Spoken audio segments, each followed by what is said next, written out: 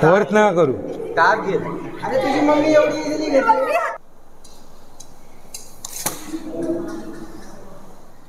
हो पवार मॅडम, हो पवार मॅडम, हिशोब द्यायचा तुम्हाला. दाबायचा ना आधीच सांगतो. असा हळूच घ्या, दाबू नका. पुढचा पोर्शन पुढे गेला का मागचा हात काढून पुढे द्यायचा फक्त. ह्याची बाईट झाल्यानंतर तुम्ही इनकेस वाचलात तर तुम्हाला किमान 6 महिने तरी डायलिसिस करायला लागतं. जर तुम्ही नाही केलं तर तुमचं वय वर्ष 35 ते 40मध्ये तुमच्या दोन्ही किडन्या फेल होतात, कारण त्याच्या विषाचा अंश तुमच्या किडनीच्या भागात राहतो. सो ही गोष्ट नेहमी बघायची. पटकन छोटा बेबी रसेल वायपर आहे असं समजून हात लावायला जाल, अजगराचा बच्चा आहे म्हणून, तर तुमचा जीव गेला असं समजायचं सरळ सरळ. कारण आम्हाला या गोष्टीतली माहिती असते, आम्ही त्याला हात लावायला जात नाही. भले तो छोटा असो मोठा असो, आमचं एकच काम आहे, पिशवी लावायची, त्याला पाईप लावायचा आणि त्याला आतमध्ये ढकलायचा, कारण आम्ही त्याला हाताळत नाही सहसा. 3 नंबर येतो इंडियन स्पेक्टॅकल कोब्रा, म्हणजे नाग, ज्याला महाराष्ट्रात सगळीकडे ओळखलं जातं, बऱ्याचशा ठिकाणी देव मानलं जातं, हळद कुंकू घालून पूजा केली जाते नागपंचमीला. इंडियन स्पेक्टॅकल कोब्रा 3 नंबरला आहे. याचं कारण असं आहे, पहिले 2 हायली वेनमस आहेत, त्याच्या खालोखाल याचा नंबर आहे, आणि ह्याच्या खाली अजून एक साप आहे, तो 4 नंबरला काय, याचंही कारण तुम्हाला सांगतो. इंडियन स्पेक्टॅकल कोब्रामध्ये आपल्याकडे बरेचसे कोब्रामध्ये मार्किंग जी असते बॅक साईडची, ही एकच नसते, अलग अलग प्रकारची असते. याच्यामध्ये तुम्हाला दाखवली आता एवढ्या प्रकारच्या मार्किंग्स येतात आपल्याकडे इंडियन स्पेक्टॅकल कोब्रामध्ये. काही कोब्रा असे असतात पूर्ण प्लेन असतात. जसं आम्हाला काल पण एका ठिकाणी प्रश्न विचारला गेला की प्लेन कोब्रा असतो का किंवा ब्लॅक कोब्रा असतो का. जो ब्लॅक कोब्रा असतो तो असा असतो प्लेन. पश्चिम बंगाल, ओडिशा, बिहार, UP या साईडला गेलं तर तुम्हाला कंटिन्यू हेच कोब्रा मिळतील. आपल्याकडे जर तुम्ही बघायला गेलात तर 10चा आकडा असलेला, किंवा याला 10चा आकडा का म्हणतात तर मोडी लिपीमध्ये 10 असा लिहितात, आणि तो त्याला देवाने का दिला आहे तर जेव्हा शिकार त्याच्या बॅक साईडला असेल तर शिकारीला वाटलं पाहिजे की त्याचे 2 डोळे आहेत आणि तो त्यांना घाबरवायचं काम करतो.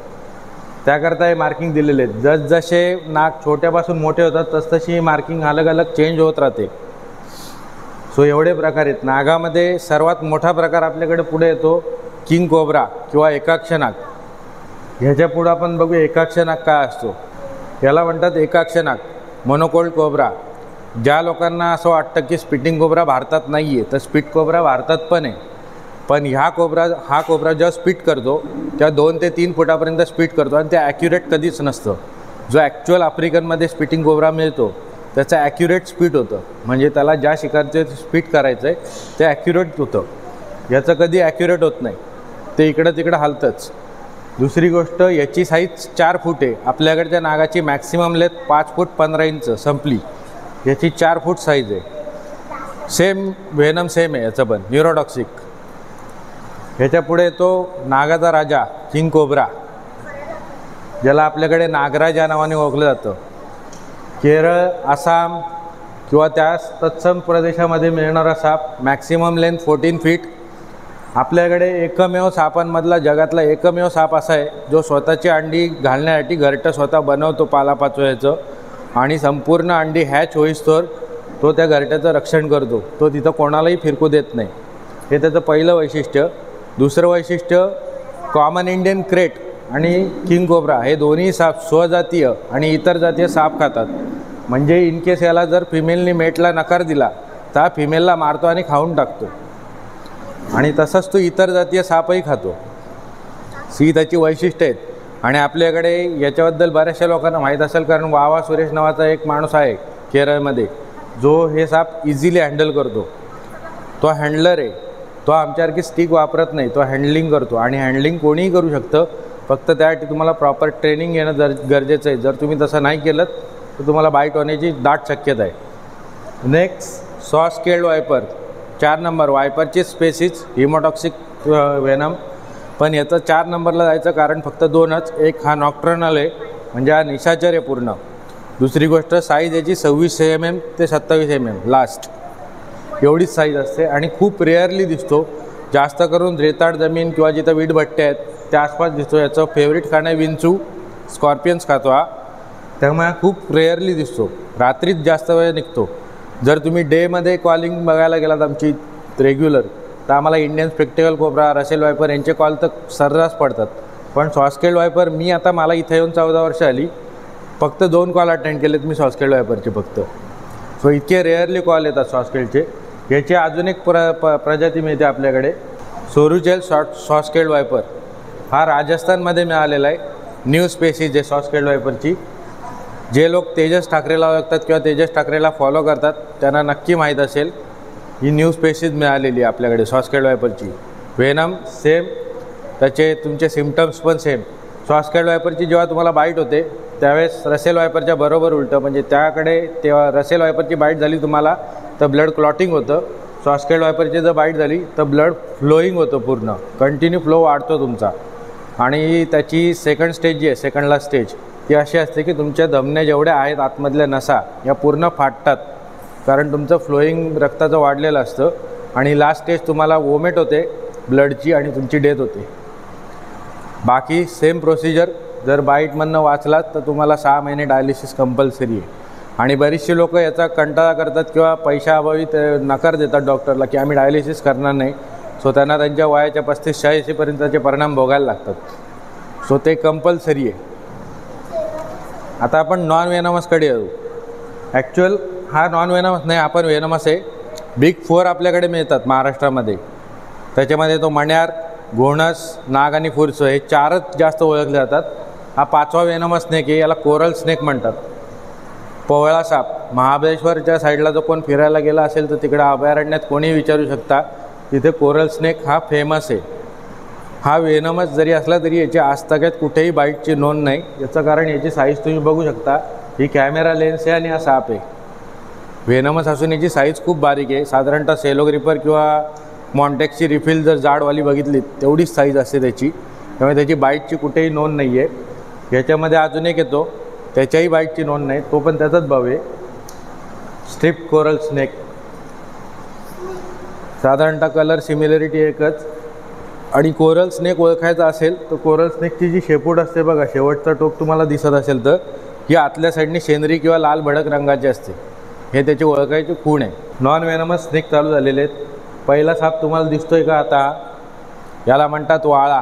ब्राह्मिणी ब्लाइंड स्नेक किंवा ब्राह्मिणी वॉर्म स्नेक म्हणतात याला, वाळा, ज्याला तुम्ही पटकन गांडूळही समजू शकता.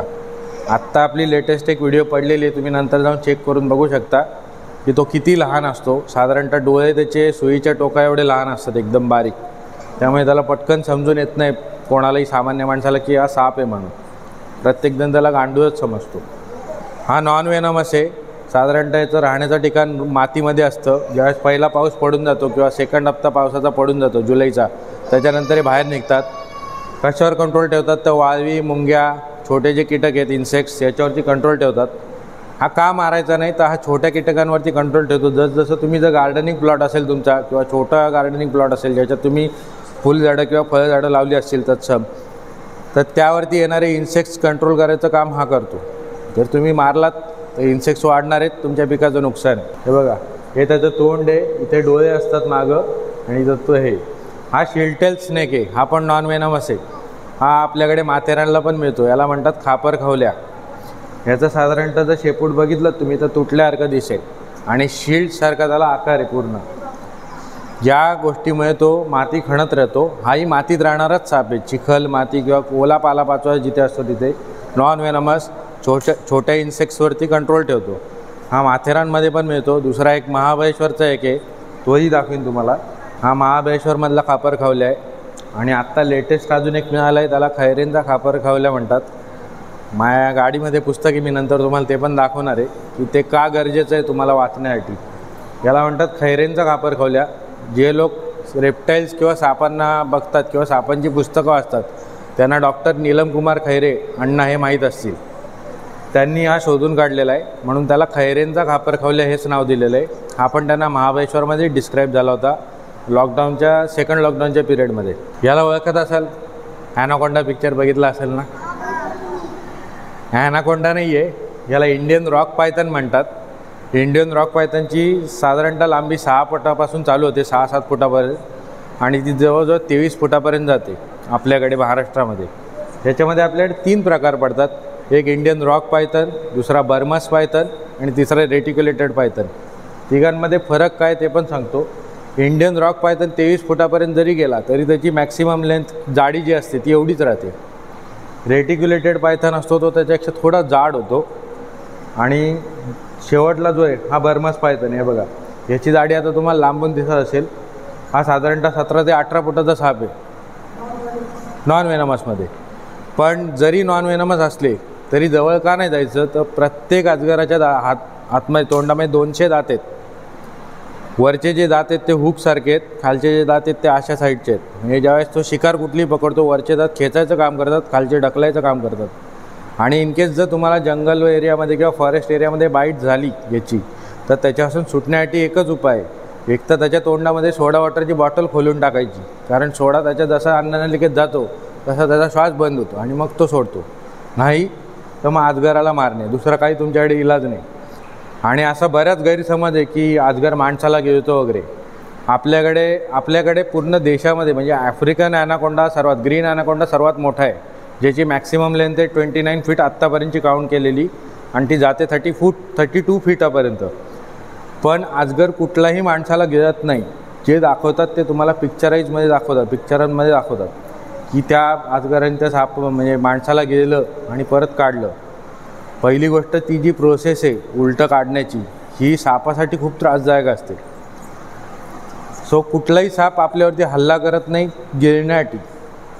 अजगराची छोटात छोटा म्हणजे इंडियन रॉक पायथनची शिकारी मॅक्सिमम लेनमध्ये एखाद्या गाईचं वासरू किंवा बिबट्याचं पिल्लू किंवा तरसाचं पिल्लू इतपत आहे. म्हणजे साधारणतः ही हाईट, ह्याच्यावरती तो हल्ला करत नाही. आता आपल्याकडे रील्स पण जे व्हायरल झाले होते की एका रील्समध्ये दाखवलं होतं की तो अजगर त्या सापाचं माप घेत होता. तो जेव्हा त्यांनी सांगितलं, त्यांनी पाळलेला अजगर होता तो पायथन, रेटिक्युलेटेड पायथन होता. तो माणूस डॉक्टरांकडे गेला आणि त्यांनी सांगितलं की मी पाळलेला अजगर आहे आणि तो गेले 15-20 दिवस महिनाभर खात नाही. त्यावेळेस डॉक्टरांनी त्याला सांगितलं की तो तुझं माप घेतो आहे, की तो तुला कसा घेऊ शकेल. तर ही गोष्ट खरी आहे की तो त्याचं माप घेतो, पण तो त्याला घेणार नाही, कारण का ते त्याचं खाणंच नाही आहे. सो प्रत्येक अजगर हे करत असतो जेव्हा तो लहानपणापासून जसजसा ग्रोनअप होत असतो तेव्हा. कारण त्याला त्याचा एकमेव साप आपल्याकडे असा आहे अजगर पूर्ण जगामध्ये, ज्याचा जेवण त्याचं गिळताना त्याचा जॉ पूर्ण डिसलोकेट होतो आणि परत लोकेट केला जातो. 180 डिग्री जॉ ओपन होतो त्याचा, म्हणजे तो त्याच्या आकारापेक्षा दुप्पट आकाराची शिकार गिळू शकतो. आणि कुठली शिकार गिळल्यानंतर म्हणजे नॉर्मली समजा आज अजगराने शिकार केली आणि खाल्ली, तर ती पचवायला त्याला किमान 3 आठवडे लागतात. त्या 3 आठवड्यात तो काय करतो, तर एखादी झाड किंवा त्याच्यापेक्षा मोठं जे वस्तू आहे गोल आकार, त्याला वेटोळं घालून बसतो. का तर ते अन्न पटापट पचावं म्हणून. आणि अजगराच्या शरीरामध्ये एक ॲसिड देवानी त्याला दिलेलं आहे की जे त्याला त्या शिकारीची खुरं म्हणजे नखं किंवा शिंग पचवण्यासाठी कामी येतं. तो पूर्ण त्याचं पाणी करतो. हे तुम्हाला दिसतंय का? ज्यांनी बॉल पायथन बघितलेत एक्झॉटिक पेट्सवाल्यांकडे त्यांना ही गोष्ट दिसेल. याला म्हणतात पीठ म्हणजे खड्डे. उष्माग्राही संवेदना म्हणजे त्याला उष्ण रक्ताचा जर त्याची शिकार असेल तर ती शोधण्यासाठी त्याला या पीठची मदत होते. दिस इज कॉल्ड पीठ. आणि हे बॉल पायथनमध्ये मिळतात. रेटिक्युलेटेड पायथनला क्रॉस करून बॉल पायथन बनवला जातो आणि म्हणून बॉल पायथन लहान असताना जितका शांत दिसतो त्याच्यापेक्षा ॲग्रेसिव्ह तो मोठा झाल्यावरती होतो आणि तुमच्यावर हल्ला करू शकतो. याला म्हणतात कॉमन सँड बोआ, नॉन वेनमस स्नेक. ज्यांना मांडूळ हा साप माहिती आहे, पैसे मिळतात, रेड सँड बोआ त्याच्याच जातीतला साप आहे. याला कॉमन सँड बोआ म्हणतात. छोटा असताना चिमणी, उंदराची पिल्लं ही त्याची शिकार असते. जसजसा मोठा होतो तसतसं घुशीपर्यंत किंवा सशापर्यंत पण अटॅक करू शकतो. शिकार करण्याची पद्धत घात लावून असते, म्हणजे तो सहज शिकारी समोर जात नाही, पूर्ण संथ बसून राहतो आणि जशी शिकार जवळ येईल तसा एकदाच अटॅक करतो, त्याला कुंडली मारतो, गुदमरवतो आणि गिळून टाकतो. साप चावतो हा नॉन वेनमस असला तरी, आणि चावल्यानंतर सेन्सेशन काय, सुई टोचल्यासारखा चावतो. म्हणजे पटकन टाचणी जर कोणी टोचली तुम्हाला तर जे सेन्सेशन होईल त्याच सेन्सेशनमध्ये चावतो. फक्त नॉन वेनमस आहे आणि आकाराने बऱ्यापैकी जाडजूड असतो. ह्याला मराठीमध्ये डुरक्या घोणस या नावाने ओळखतात. तर डुरक्या अशा पद्धतीने ओळखतात की तो जाड आहे अंगाने खूप आणि खूप संत चालतो. आणि घोणस हे का नाव पडले त्याला, तर त्याच्यावरचा जो पॅटर्न आहे तो तुम्हाला रसेल वायपरसारखा दिसेल किंवा सॉस्केट वायपरसारखा, वायपर स्पेसिससारखा. त्याचे जे डोळे तुम्ही बघितलेत, ह्याच्यात दिसणार नाहीत, त्याचे जर डोळे तुम्ही पर्सनली झूम करून बघितलेत कुठल्याही फोटोमध्ये तर कॅटाय स्पेसिससारखे होतात. म्हणजे डोळ्याची बाहुली उभी असते आणि उभी बाहुली फक्त वायपर स्पेसिसमध्ये जास्त आहे. सो या गोष्टीसाठी त्याला डुरक्या घोणस हे नाव दिलेलं आहे. याला तर सगळे ओळखत असतील. हाच तो पैसे पाडणारा, पैशाचा पाऊस हाच पाडतो. याला म्हणतात रेड सँड बुवा, मांडूळ. कोकणामध्ये जर तुम्ही कुठल्याही खदानीच्या आसपास गेलात किंवा स्टोन क्रशर्सच्या आसपास तर हा भरपूर प्रमाणात सापडतो. चिकणमाती जिथे असते तिथे हा भरपूर प्रमाणात सापडतो. बाईट अजिबात करत नाही, अत्यंत अत्यंत लाजाळू साप आहे. कितीही फुल साईज असला तरी तुम्ही हाताने अलगद उचलू शकता त्याला, तो अजिबात बाईट करत नाही.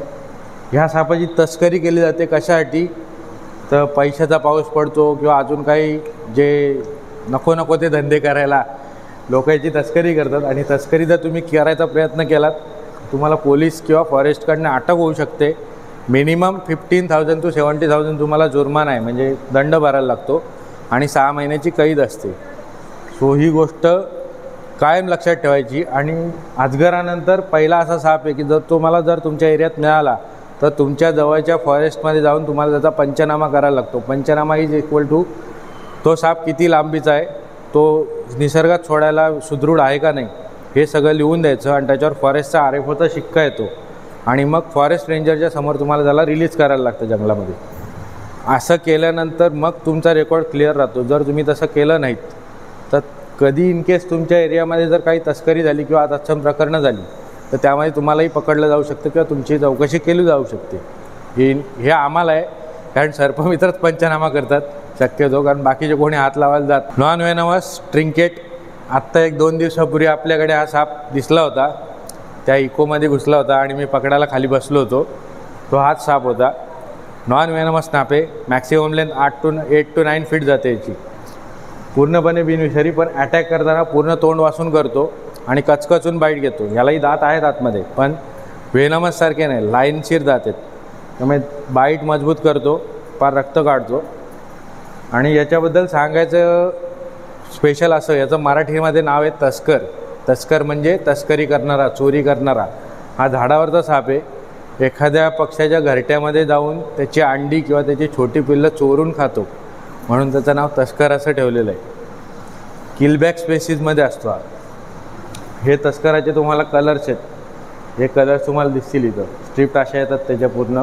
आणि याला ओळखायचे कोण येतात, बटबटीत डोळा. किलबॅक स्पेसीजमधले जेवढे पण साप आहेत त्यांचे सगळ्यांचे डोळे असे बाहेर असतात आणि बेडकासारखे बटबटीत असतात. तर एवढ्या जवळून तुम्ही डोळे बघायला नक्की जाणार नाही, पण पॅटर्न तर बघू शकता. हा साप पण ओळखीचा असेल बऱ्याच जणांचा, इंडियन रॅट स्नेक, दामण ज्याला आपण म्हणतो, किंवा घोडापछाड यूपीच्या भाषेत. अजून ग्रामीण भागात गेला तर याला आंधळ म्हणतात. दामण आपल्या निसर्गासाठी खूप उपयुक्त आहे. एक दामण महिन्याला 150 उंदीर खाते. जोपर्यंत त्या एरियातले उंदीर संपत नाहीत तोपर्यंत ती एरिया तो सोडत नाही. आता एक दामण जर आपण मारली तर 150च्या प्रमाणे उंदरांची संख्या किती होते सांगा मला. जी लोक जुनी आहेत, आजी आजोबा आत्ता झालेत, ज्या वयाचे आहेत, त्यांना माहीत असेल तुमच्या काळात राखणदार नावाची एक गोष्ट होती. हा साप आमच्या इकडचा राखणदार आहे असं म्हणायचे. ते का, तर पूर्वीच्या काही शेतजमिनी ज्यांच्या होत्या त्यांचं गोडाऊन असायचं धान्य ठेवण्यासाठी. त्या धान्याचं रक्षण करणारी साप, म्हणजे धान्याचं रक्षण कुठल्या अर्थाने, तर त्या धान्याला खायला येणारे उंदीर, घूस याच्यावर कंट्रोल ठेवणारे साप नाग आणि दामण हे 2च होते. आणि म्हणून त्यांना काय म्हणायचे, त्या गोडाऊनच्या आसपास फिरणारा साप, म्हणून तो राखणदार. ॲक्च्युअल तो कुठल्याही गोष्टीचा किंवा कुठल्याही जमिनीचा राखणदार नसतो. त्याच्याकडे 7-12 उतारा त्याच्या नावावर नसतो, काही नसतो, आणि तो राहू पण शकत नाही. कुठलाही साप एका जागेवर राहत नाही एक्सेप्ट दामण. ती पण तेव्हाच राहते ज्यावेळेस तिला इझिली शिकार मिळते. उंदीर तिचे संपत नाहीत तोपर्यंत. एकदा त्याच ठिकाणचे उंदीर संपले की ती नवीन भक्ष्याच्या शोधात पुढे निघून जाते. दामणीची मॅक्सिमम लेंथ महाराष्ट्रामध्ये 14 फूट आहे. आत्तापर्यंत मला नेरळमध्ये 11 फूट मिळाले लास्ट, 11.5. त्याच्यापेक्षा मॅक्सिमम लेंथ 14 फुटाची तुम्हाला जेव्हा तुम्ही माळशेज घाट किंवा जुन्नर किंवा फॉरेस्ट एरियामध्ये जाल तेव्हा मिळते. याचं कारण असं आहे, आपल्याकडे जनरली जर दामण 6 फुटाची किंवा 4 फुटाची जरी आली तरी तिला पहिले नाग हे समजून मारून टाकतात. सो तिची लेंथ तुम्ही वाढूच दिली नाही तर तुम्हाला ती दिसणारच नाही आहे. आणि हा साप निसर्गासाठी खूप उपयुक्त आहे आणि आपल्यालाही तेवढाच उपयुक्त आहे. हे प्रकरण तुम्ही बऱ्याचशा निसर्गामध्ये किंवा जाता येताना कधी ना काहीतरी आयुष्यात बघितलं असेल. याला म्हणतात जुळं, म्हणजे मेटिंग पिरियड आहे हा. भामणीचा मेल आणि फिमेल यांचं मेट होत असताना काढलेला फोटो आहे आणि अतिशय दुर्मिळ फोटो आहे हा. लग बाय चान्स आम्हाला मिळाला होता, सो आमच्या फोटोग्राफरनीच काढलेला फोटो आहे. आणि मेट पिरियडमध्ये एक दक्षता नेहमी घ्यायची, मग तो साप नॉन व्हेनमस असो किंवा व्हेनमस, कुठल्याही प्रकारे त्याला डिस्टर्ब करायला जायचं नाही, कारण मेटिंग चालू असताना एका फिमेलच्या मागे मिनिमम 4 ते 5 मेल असतात. म्हणजे ज्यावेळेस यांचं मेट चालू आहे त्यावेळेस याच्या आसपास अजून 5 ते 6 मेल धामण असणार आहेत. ही गोष्ट नेहमी लक्षात ठेवायची. म्हणजे आम्हालाही किती वेळेला कॉल असा पडतो की आमच्याकडे रसेल वायपरचं मेटिंग चालू आहे किंवा कोब्राचं मेट चालू आहे, तुम्ही येऊन पकडून घेऊन जा. आणि बऱ्याचशा यूट्यूबरला तुम्ही बघितले असेल की ते जातात, ते साप सोडवतात, एका हातात साप दुसऱ्या हातात साप. गरज नाही आहे, कारण तो त्यांचा पर्सनल टाईम असतो. ही पहिली गोष्ट. जसं मी मागच्या वेळेस पण एकाला सांगितलं होतं की बाबा तू हनीमूनला गेलास, तुला डिस्टर्ब केलं तुला चालणार नाही. सो तो त्यांचा पर्सनल टाईम आहे. जर त्यांना मीटिंग तुम्ही करू नाही दिलं तर तुमच्या भागातली सापांची संख्या तशी कमी राहणार आहे. जसं मी स्वतः ॲक्वेरियम फिश ब्रीडर आहे, मला माहिती आहे मी जर एखाद्या माशाला डिस्टर्ब केलं मीटिंग करताना किंवा ब्रीडिंग करताना तर त्याचं पुढची जी क्वालिटी आहे किंवा क्वांटिटी ती कमी मिळणार आहे. सेम प्रोसिजर आहे. आणि ही गोष्ट नेहमी लक्षात ठेवायची की नॉन वेनमस असू दे किंवा वेनमस असू दे, त्याच्या आसपास मेल असतात. आपण गलती हीच करायला जातो किंवा कुठलाही नवीन जो सर्पमित्र आहे तो हीच गलती करतो की तो जाऊन सरळ जाऊन त्याला पकडतो, त्यात त्याची शोऑफगिरी होते. ही गोष्ट फॅक्ट आहे. म्हणजे तो लोकांना दाखवतो मी एका हातात 2-2 साप पकडलेत मोठे. अरे पण तुझ्या आसपास किती आहेत ते तू बघितलेस का? ते सांगू नाही शकत तू. सो ही गोष्ट लक्षात ठेवण्यासारखी. हा पण नॉन वेनमस स्नेक आहे.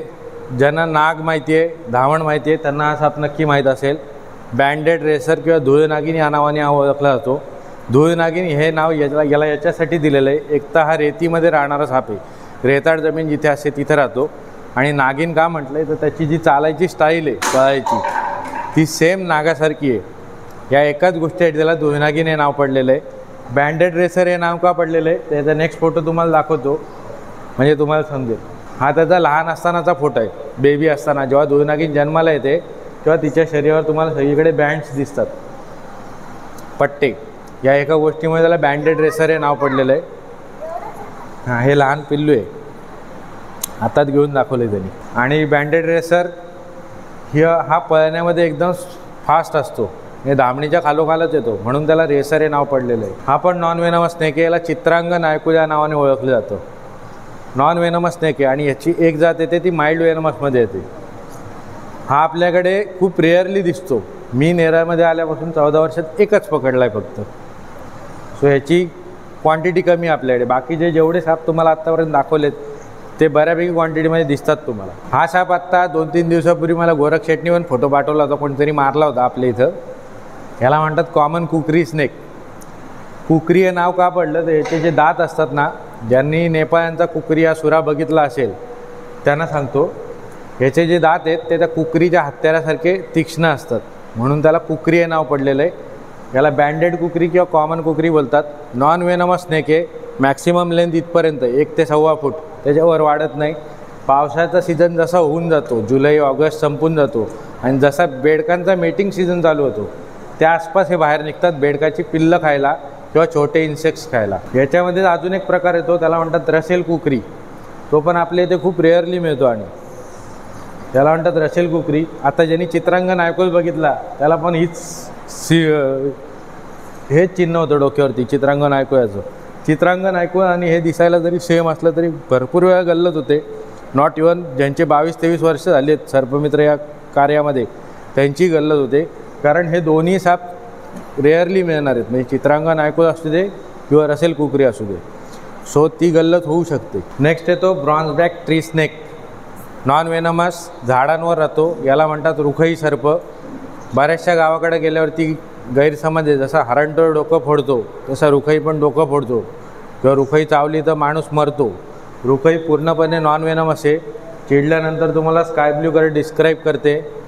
झाडावर राहणारा साप आहे आणि झाडावर इतक्या चपळाईने फिरतो की तुम्ही फायर ब्रिगेडच काय कुठलीही शिडी आणा तो तुम्हाला हातात मिळणार नाही झाडावरती.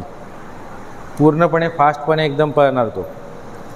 Bronze back tree snake. ओळखायची खूण, बटबटीत डोळे, खालून पूर्ण व्हाईट, वरतून ब्राऊन शेड आणि जर ॲग्रेशनमध्ये आला तर तुम्हाला स्काय ब्ल्यू कलर डिस्क्राईब करणार. हे बघा, हा ॲग्रेशनमधला कलर येतो. Common wolf snake. ज्यांनी मगाशी कॉमन इंडियन क्रेट बघितली त्याचा जुळा पण नॉन वेनमस भाऊ.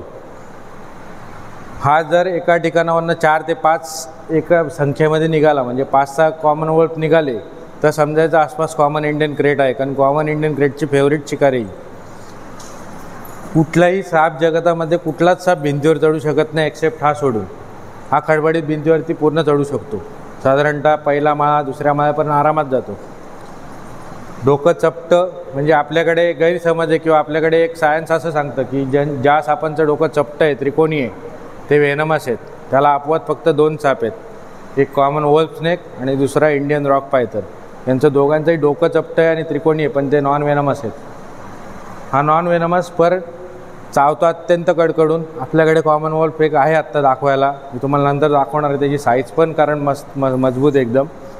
सो तो तुम्हाला दाखवणार. हँडी करता आला तर हँडी, नाही तर स्टिकवर दाखवीन, कारण तो बाईट फटाफट घेतो एकदम. म्हणजे इतपत की आम्ही त्यांना स्टॅपलर मशीन पण बोलतो कधी कधी, कारण तो कटाकट बाईट करत असतो. हा त्याचीच जात येलो बॅरेड वोल्फ स्नेक याला म्हणतात. सेम दिसतो, फक्त येल्लो स्पॉट असतात व्हाईट जागेवरती, व्हाईट स्ट्रिपच्या वरती येल्लो स्पॉट असतात. आज जर तुम्ही वरती माथेरानला कधी फिरायला गेलात आणि बायचान्स रात्री बाहेर निघालात फिरायला, तर हा दिसायची शक्यता आहे. आणि हे साप शक्यतो अडीअडचणीला, भिंतीला किंवा जे गटारं बांधली आहेत वरती माथेरान नगर परिषदनी, त्या एरियामध्ये तुम्हाला जास्त मिळतील, कारण हा तिथंच राहणारा साप आहे. छोटे बेडूक, छोटे इन्सेक्ट्स हे खाण्याचं काम आहे. यालाही ओळखत असाल, बऱ्याचशा गटारांमध्ये बघितलं असेल. गटारात, नाल्यात जे मासे पकडणारे कोण असतील त्यांनाही हा माहीत असेल. चेकट किलबॅक, नॉन व्हेनमस. थोडक्यात सांगायचं तर पाण सावळा किंवा पाण दिवड, जो मासे खातो जाळीतले येऊन, किंवा तुम्ही जर भुशाची जाळी जो कोण लावत असेल त्याला नक्की माहीत असेल गावाकडं, भुशात येऊन अडकतो आणि भुशातले मासे खातो. नॉन व्हेनमस आहे. याच्याबद्दल एक गैरसमज होता लोकांचा की हा चावला तर डोकं दुखतं, पाण्यात चावला तर डोकं दुखतं, पाण्याच्या बाहेर चावलं तर काय होत नाही. पूर्णतः नॉन व्हेनमस आहे. डोकं दुखणं हा आपला काय म्हणतो आपण मानसिक आजार आहे तो. म्हणजे मला साप चावला आहे, आता माझं डोकं दुखणार. तुम्ही 10 वेळेला म्हटल्यावरती 11 वेळेला तुमचं डोकं दुखणार आहे. त्यात डॉक्टर पण काय करू शकत नाही. फक्त एकच आहे, चावताना अतिशय कडकडून चावतो आणि दात इतके धारदार आहेत की पूर्ण त्वचा फाडू शकतो. कारण तो एखाद्या गळाला जर तुम्ही मासे पकडत असाल गळानी, तर गळातला मासा पण ओढून घेऊन जाऊ शकतो, इतके त्याचे धारदार दात असतात. त्यामुळे तो जर तुम्हाला चावला तर तुमची त्वचा स्किन फाडू शकतो पूर्ण. यालाही बघितलं असेल, आता कॉमन दिसणारा साप आहे. पावसाळ्यात जसा झाला की 7-8 असे रस्ते निघतात. बबस्ट्रिप किलबॅक, नानेटी, पूर्णतः नॉन व्हेनमस, पण लोक इतकी घाबरतात त्याला की म्हणतात एक मारले की 7 येतात. एक मारल्यावर 7 येत नाहीत. मी एक व्हिडिओ माझ्या मोबाईलमध्ये नंतर पोस्ट करीन असती. ज्यावेळेस यांचा पावसाळा झाल्यानंतर बेडकांचा जसा मेटिंग सीझन चालू होतो, तसा यांचा पण मेटिंग सीझन त्याच आसपास चालू होतो.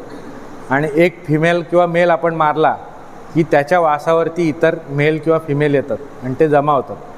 ह्याचं कारण असं आहे, कुठलाही साप जेव्हा मेट करत असतो तेव्हा जी फिमेल असते त्या युरिनल पोर्शनमधनं ती एक द्रव सोडत असते मेलसाठी, मेल आकर्षित होण्यासाठी. ते आपल्या डोळ्याला दिसत नाही, पारदर्शक असतो तो. सो तो द्रव असतो, तो मारल्यानंतर ती कुठल्याही प्राण्याला किंवा पक्ष्याला आपण जेव्हा मारतो किंवा आपण स्वतः जेव्हा डेड होतो तेव्हा आपलं युरिनल पोर्शन आणि बॅक साईडची पोर्शन आपण आउटसाईडला काढतो. सेम प्रोसिजर आहे. तुम्ही त्याला फटका दिल्यानंतर त्यालाही तेच होणार आहे. आणि मग ते झाल्यानंतरची प्रतिक्रिया होते की ते मेल सगळे एकत्र होतात की इथे जास्त स्मेल आहे, ही त्याची रिॲक्शन असते. म्हणून एक नाणेटी मारली की 7 नाणेटे येतात. पण लोकांना वाटतं काय, मी एक मारली म्हणून बाकीच्या बदला घ्यायला आले. आपण नाणेटीचाच प्रकार आहे. याला लाल डोक्याची नाणेटी म्हणतात, स्ट्रिप्ट नाणेटी म्हणतात याला.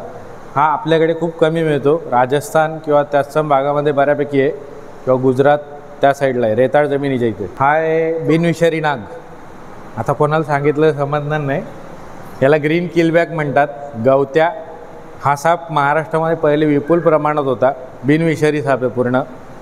आणि याला बिनविषारी नाग असं याकरता म्हणतात, ज्यावेळेस हा या साईज, म्हणजे हे आता बेबी साईज आहे ॲक्च्युअल. जेव्हा फुल साईज होतो तेव्हा हे काळे पट्टे निघून जातात त्याचे आणि स्पॉट राहतात फक्त ब्लॅक. आणि हे डोकं आहे ह्याचा पण वरचा कलर निघून होतो, पूर्णपणे ग्रीनरी पकडतो. फक्त हा जेव्हा बेबी साईजमध्ये असतो यावेळेस त्याच्यावर जर तुम्ही अटॅक करायचा प्रयत्न केलात किंवा मारायचा प्रयत्न केलात तर तो नागासारखं हूड काढतो. जसा नाग फणा काढतो ना, त्याच टाईपमध्ये हूड काढतो. हे शत्रूला घाबरवायला की मी नाग आहे किंवा मी विषारी आहे, ही त्याच्यामागची त्याची भावना असते. पण तसं होत नाही. शत्रू जर त्याला ओळखत असेल तर शत्रू त्याच्यावर तसाही अटॅक करतोच. म्हणून मी तुम्हाला बिनविषारी नाग असं सांगितलं. हा आहे शेवाळी पाणदिवड. हा पण आपल्याकडे महाराष्ट्रात भरपूर प्रमाणात मिळतो. पण याला जर तुम्ही अजून ग्रामीण भागात म्हणजे कोकणामध्ये जर गेलात तर याला विरोळा नावाने ओळखतात. स्टार्टिंगला ग्रीनरी असते कलरमध्ये, जसजसा मोठा होत जातो तसतसा पूर्ण ब्लॅक शेड पकडतो. आणि आकाराने बऱ्यापैकी मोठा होतो.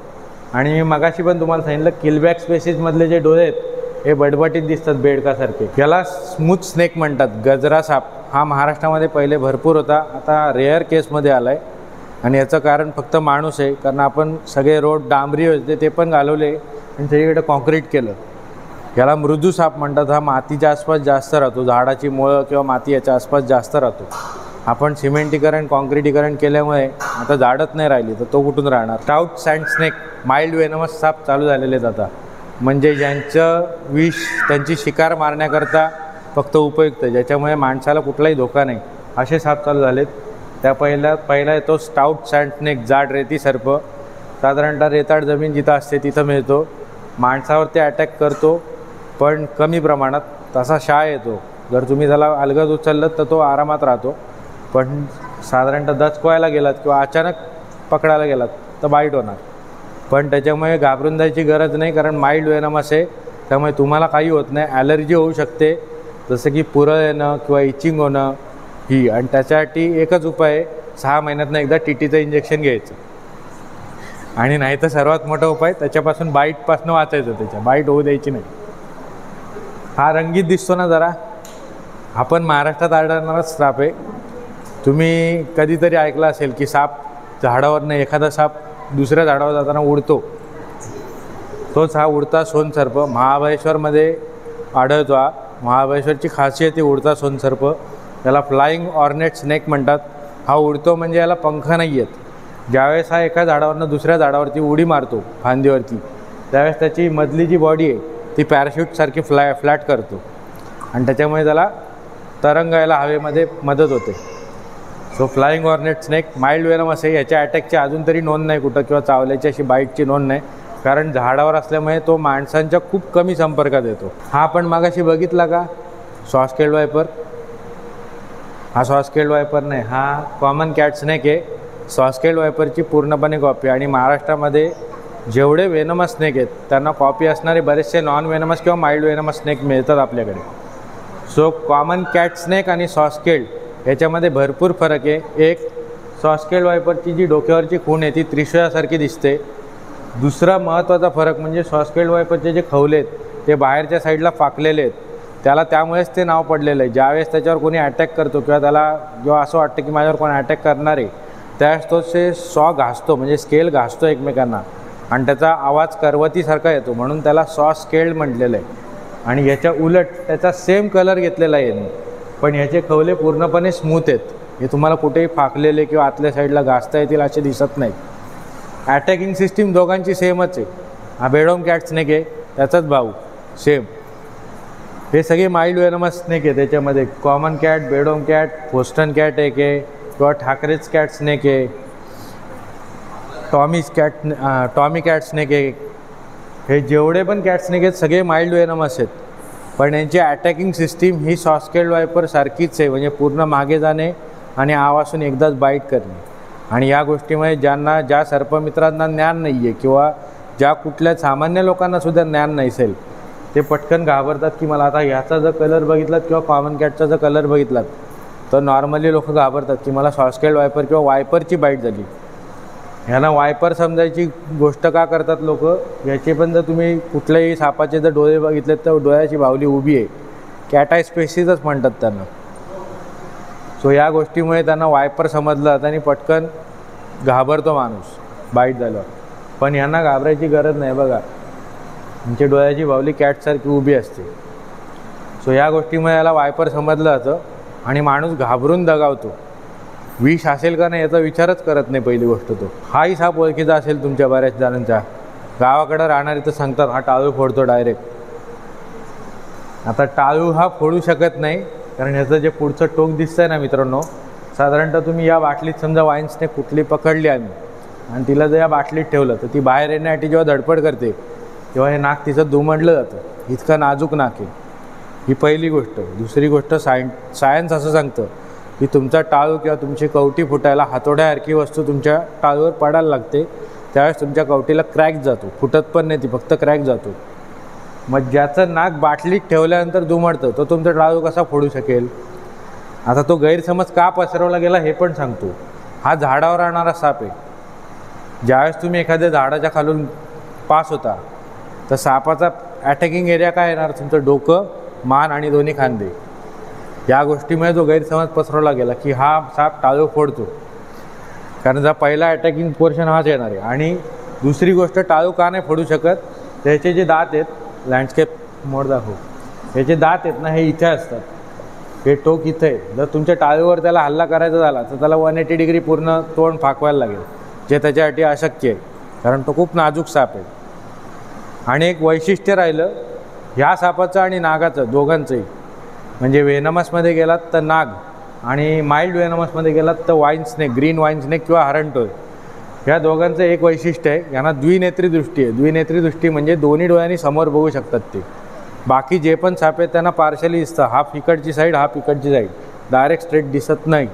हे दोनच साप असे आहेत की ज्यांना समोरचं डायरेक्ट दिसतं दोन्ही डोळ्यांनी. हा साप बऱ्याच जणांना आता माहीतही नसेल, कारण रेअरेस्ट केस आहे. या सापाची पंचनामा करायला लागतो. याला म्हणतात इंडियन एग ईटर स्नेक, अंडीघाऊ साप. कुठल्याही पक्ष्याची किंवा कुठल्याही सापाची, कुठल्याही घोरपडीची अंडी खाण्याचं काम हा करतो. हा रेअर केस आहे. हा आपल्याकडे भारतात भरपूर होता, पण लोकांनी त्याला इतका मारला विषारी समजून की आता तो रेअर केसमध्ये झाला. म्हणजे आता जर तुम्हाला एग ईटर मिळाला तर त्याचा तुम्हाला प्रॉपर पंचनामा उतरवायला लागतो की इतकी साईज आहे, या परिस्थितीत आहे आणि सोडून देतो. त्याला म्हणतात एग ईटर. हा पण माइल्ड वेनमसच आहे. आता उरलेले जे विषारी अजून आहेत थोडेफार, म्हणजे ज्या आधी विषारी आपण बघितले बिग फोर, त्यांच्या सबस्पेसीज. रसेल स्वायपर आपण 2 नंबरला बघितला आणि सॉस्केट 4 नंबरला. त्यांची उरलेली स्पेसीज ही आहे बॅम्बू पिट वायपर. माथेरानमध्ये जर गेलात तर चापडा या नावाने फेमस आहे. जर याची बाईट झालीच तुम्हाला, शक्यतो बाईट होत नाही, लवकर बाईट करत नाही, पण बाईट झालीच तर लवकर डेथ पण होत नाही. फक्त एक आहे, जर तुम्हाला वेळेत उपचार नाही मिळाले, म्हणजे विदिन 1.5 hour or 2 hourमध्ये तुम्हाला उपचार नाही मिळाले, तर तुमचे जेवढे पण शोल्डर्सचे किंवा याचे सांधे आहेत ते फ्रोझन होतात, पूर्णपणे फ्रोझन करतो. याची एक व्हिडिओ आपण हार्पिंग ट्रेलमध्ये आमच्या यूट्यूबच्या चॅनलला टाकलेली आहे, ती तुम्ही बघू शकता. साधारणतः साईज 1.25 फूट 2 फूट मॅक्सिमम लेंथ आहे. याची सर्वात मॅक्सिमम लेंथ वेस्टर्न घाट्स किंवा कोयनामध्ये मिळते, साधारणतः 7 ते 8 फुटापर्यंतची. हा पण वायपरच आहे, हम्पनोज स्पीट वायपर. महाराष्ट्रामध्ये कोल्हापूरमध्ये चंदगड जिल्हा किंवा वेस्टर्न घाट्स, कोयना इथे मिळतो, जिथे पालापाचोळा, सुका पालापाचोळा किंवा ओला पालापाचोळा जास्त आहे. जसं धबधब्याचे एरिया झाले किंवा अजून जंगलातले जे खालचे एरिया असतात, चिखलासारखे जिथे आहेत, त्या एरियामध्ये राहतो.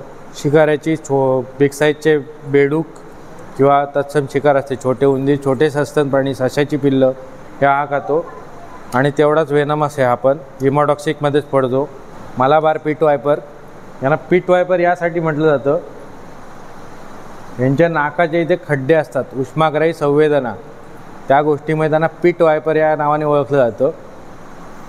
मलाबार पीट वायपर पण हिमोटॉक्सिकमध्येच येतो आणि वर्धा, चंद्रपूर त्या साईडला जास्त मिळतो, जिथे धबधबे किंवा अजून पाण्यासारखेच इलाके जिथे जास्त आहेत त्या इलाक्यामध्ये दबा धरून शिकार करतो. म्हणजे जर तुम्ही त्या साईडला कधी बायचान्स धबधब्याला गेलात आणि तुमचं लक्ष नसेल, कारण हा हाताच्या जवळ जरी वाचला तरी तुम्हाला समजणार नाही, कारण तो ग्रीनरी आणि प्लस ब्राऊन दोन्ही कलरमध्ये. सो तिथे जे शेवाळ किंवा दगड आहेत त्या कलरला तो पूर्ण मॅच होतो आणि त्यामुळे समजून येत नाही आणि बाईट होते. सो हे आपण आत्ता Indian venomous, non venomous, mild venomous सगळे साप बघितले. आपल्याला साप चावल्यानंतर काय करायचं आहे हे पण समजलं पाहिजे. साप चावू नये यासाठी काय करायचं हे पण समजलं पाहिजे. त्याबद्दल आपण आता बोलूया. सो जे लोक ट्रेकर्स आहेत, जे लोक जंगलामध्ये जातात किंवा ज्या लोकांना अशी आवड आहे की मला निसर्गाच्या आसपास फिरायचं आहे, रात्री असो, दिवसा असो, कधी असो, त्या लोकांसाठी स्पेशल सूचना आहे. जर तुम्हाला सापाच्या बाईटपासून वाचायचं आहे तर अँकल होल्ड कवर होईल. हा बूट जेव्हा मी घालतो तेव्हा माझा अँकल कवर होतो. अँकल होल्ड कवर होईल इतपत कुठलेही शूज घालू शकता तुम्ही. ते असं नाही वुडलँडचेच पाहिजेत आणि कॅटरपिलरचे, ते तुमची जशी ऐपत आहे तसे तुम्ही घेऊ शकता. आता आम्हाला नाही परवडत, आम्ही लो क्वालिटीचे वापरतो, पण पहिले सुरक्षा महत्त्वाची आहे. सो या गोष्टीसाठी अँकल होल्ड कवर होतील इतपत शूज वापरायचे. जे लोक ट्रेकिंगला जातात त्यांच्यासाठी स्टिक पण आहे, नसेल तर तुम्ही छोटी काठी पण घेऊ शकता बांबूची, जेणे त्याचं काम काय, त्या बांबूच्या काठीचा साप मारायचं नाही. जर इन केस तुमच्या जवळ आलं ते जनावर तर तुम्ही त्या काठीने ढकलू शकता त्याला लांब. याचाही उपयोग आम्ही त्याच्यासाठीच करतो. याच्याने आम्ही साप पकडत नाही, साप पकडणं आमच्या हाताचंच काम आहे, पण तो बॉडीच्या जवळ येऊ नये यासाठी आम्हाला स्टिक दिलेली आहे. दुसरा एक प्रकार येतो टॉंग, चिमटा. आता तुम्ही म्हणाल आम्ही टॉंग का नाही वापरत? इंडियामध्ये टॉंग अलाउड नाही आहे, कारण आपल्या इकडचे साप इतके लवचिक आणि इतके फास्ट आहेत ॲक्शनमध्ये. उदाहरणार्थ तुम्ही नाग जर बघायला गेलात, नागाला काठीवर किंवा स्टिकवर जरी घेतला मी तरी तो पटकन फिरू शकतो. टॉंगचं काम हे आपण हाताने ऑपरेट करणार आहे. आता जेव्हा नवीन सर्पमित्र, आता आम्ही ठीक आहे 20-22 वर्ष झाली, पण समजा आता याच्यासारखा नवीन सर्पमित्र आहे ज्याने कधी नाग हाताळला नसेल, दामण हाताळली आहे, पटकन नाग फिरलं तो काय करणार? टॉंग ऑपरेट करणार. त्याच्याने त्या नागाचा जागेवर तुकडा होईल, बाकी काही होणार नाही. म्हणजे थोडक्यात आमचा जो एम आहे सर्पमित्रांचा, की साप वाचवणं आमचा एम आहे, तो एक साईडला ढकलला जातो डायरेक्ट. या गोष्टीकरता टॉंग आम्ही वापरत नाही आणि टॉंगचा उपयोग फक्त अडीअडचणीतनं सापाला काढण्यासाठी होतो, बाकी साप पकडण्यासाठी टॉंग वापरू शकत नाही आपण. सो हे तुमचे खबरदारीचे पहिले उपाय आहेत की तुम्हाला सापाची बाईट होऊ नये. सापाची बाईट झाल्यानंतर काय करायचं आहे? समजा आता माझा मित्र आहे हा, याला सापाची बाईट समजा एका पायावरती झाली आहे. सापाची बाईट नॉन वेनमस आहे, वेनमस ही कशी ओळखायची? वेनमस असेल तर जवळजवळ 2 दात दिसतात तुम्हाला, साधारणतः एवढ्या अंतरावर दिसतात. मॅक्स लेंथ हीच आहे, कारण कॉमन क्रेटचं हेड एवढंच आहे, त्याच्यावरती नाही. रसेल असेल तर थोडी लॉंग पकडायची. 2 दात दिसतात. इथे जुन्या पद्धतीप्रमाणे आवळपट्टी बांधणे वगैरे काही करायचं नाही. जुन्या पद्धतीमध्ये होतं आवळपट्टी बांधायची, म्हणजे तो हॉस्पिटलाइज होईस्तोवर. जर तुम्ही तसं बांधलं तर का नाही करायचं? समजा रसेल वायपरची बाईट झाली तुम्हाला आणि तुम्ही आवळपट्टी बांधली, तर त्यानंतर जिथून आवळपट्टी बांधली तिथून खालचा जो भाग आहे हा गँग्रीन होऊन निकामी होतो आणि मग तो कट करायला लागतो. म्हणजे तुमच्या शरीराचा एक भाग कायमस्वरूपी कट होणार. याकरता आवळपट्टी बांधायची नाही आहे.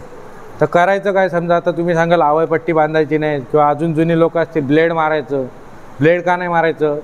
जर तुम्हाला माहीतच नाही वेनमस सापाने किती वेनम इंजेक्ट केलं आहे आणि तुम्ही ब्लेड मारत राहिला तर तुमचं ब्लड तसंही जाणार आहे, तुम्ही त्याच्यामुळे डेथ होऊ शकते. किंवा अगदीच ग्रामीण भागात गेलात तर काय, कोंबडीचा बॅक पोर्शन त्या इथं लावायचा आणि मग तो विष खेचून घेतो. पण त्याच्याने तुम्हाला एवढी गॅरंटी का की 100% होईलच ते? नाही झालं तर तुम्ही काय करणार? सो हे कुठलेही उपाय करायचे नाही, कुठल्याही बाबाबुवाकडे जायचं नाही. जवळचा सरकारी दवाखाना किंवा प्रायव्हेट, सरकारी असेल तर प्रॉब्लेम नाही आहे, प्रायव्हेटमध्ये गेलात तर फक्त एवढंच विचारायचं व्हेंटिलेटरची व्यवस्था आहे का? कारण कॉमन इंडियन क्रेट आणि रसेल वायपरची बाईट झाल्यानंतर 99% तुम्हाला ही कन्फर्मेशन असतं की व्हेंटिलेटर लागणार किंवा तुम्हाला कोमामध्ये जायची शक्यता असते, म्हणून व्हेंटिलेटर विचारायचा असतो. सो तुम्ही सरकारी दवाखान्यात गेलात तर तुमचं कमी खर्चात काम होतं अतिशय, 300, 500, 600 मॅक्सिमम. प्रायव्हेटला गेलात तर रसेल वायपर असो, कॉमन इंडियन क्रेट असो, कोब्रा असो, कुठलीही बाईट झाली तरी मिनिमम 1 दिवसाचा खर्च 1 ते 1.5 लाख पकडून चालायचा.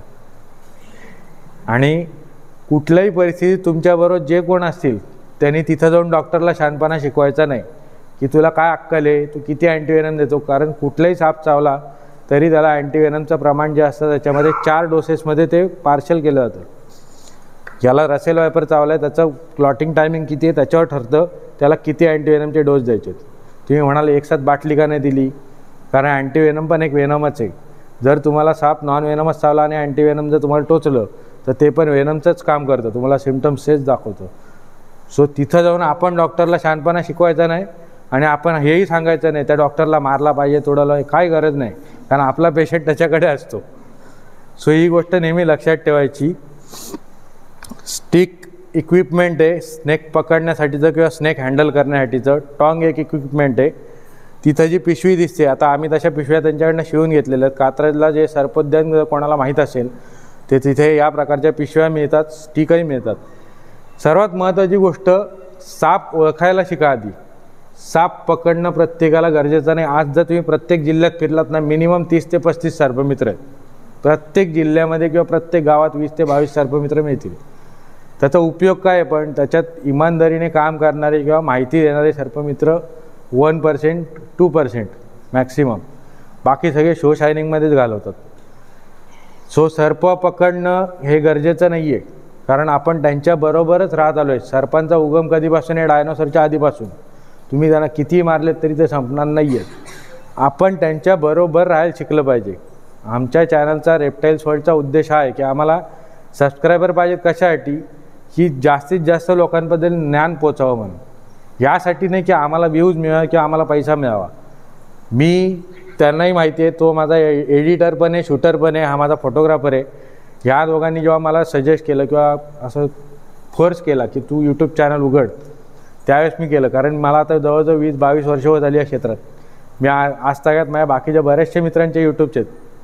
मी पहिल्यांदा असा इनिशियल घेतला की मला यूट्यूब चालू करायचं. आणि त्याचं कारण असं होतं, मी ग्रामीण भागात राहतो आत्ता. मी आधीचा बदलापूरचा आहे, आता बदलापूर सिटीमध्ये आहे आणि आपण ग्रामीणमध्ये आहोत. सो ग्रामीण भागामध्ये अंधश्रद्धा भरपूर आहेत, मिथ्स भरपूर आहेत आणि सापाला मारण्याचं प्रमाण जास्त आहे. म्हणजे तुमच्या घराच्या आसपास नानेटी जरी निघाली तरी नाही, साप आहे बाबा, मारलाच पाहिजे, हे प्रमाण जास्त आहे. आणि मग ते कमी कसं करता येईल, तर जोपर्यंत तुम्हाला त्या सापाची पूर्ण माहिती देता येत नाही, जोपर्यंत त्या सापाचं ज्ञान तुम्हाला प्रत्येक सापाचं जे माहिती देऊन ज्ञान वाढवता येत नाही तुमचं, तोपर्यंत ते प्रमाण कमी होणार नाही. आणि गेल्या 7-8 वर्षामध्ये मला स्वतःला सक्सेस झाल्यासारखं का वाटतं, मी ज्या एरियामध्ये राहतो, मी कोलारी 4 फाट्यावर राहतो, माझ्या एरियामध्ये पहिले असं प्रमाण होतं की कुठलाही साप निघाले की खोचेरा घे किंवा धारखिंडा घे आणि साप मार, हा त्यांचा प्रकार होता.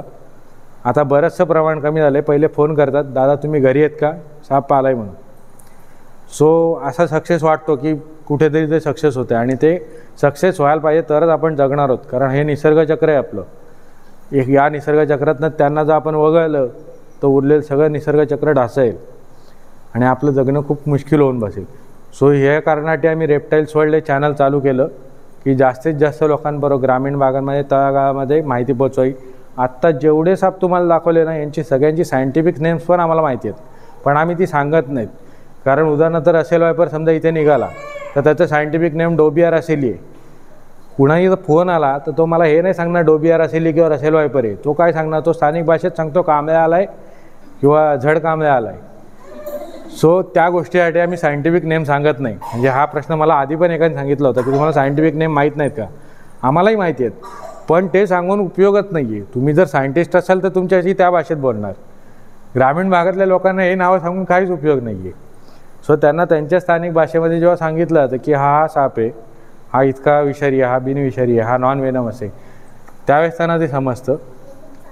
सो तुम्हाला कशी वाटली माहिती ते पण सांगा आणि तुमचे काही प्रश्न असतील तर बिंदास विचारू शकता. आपल्याकडे फक्त नाग हा सापच हूड देऊ शकतो किंवा फणा काढू शकतो.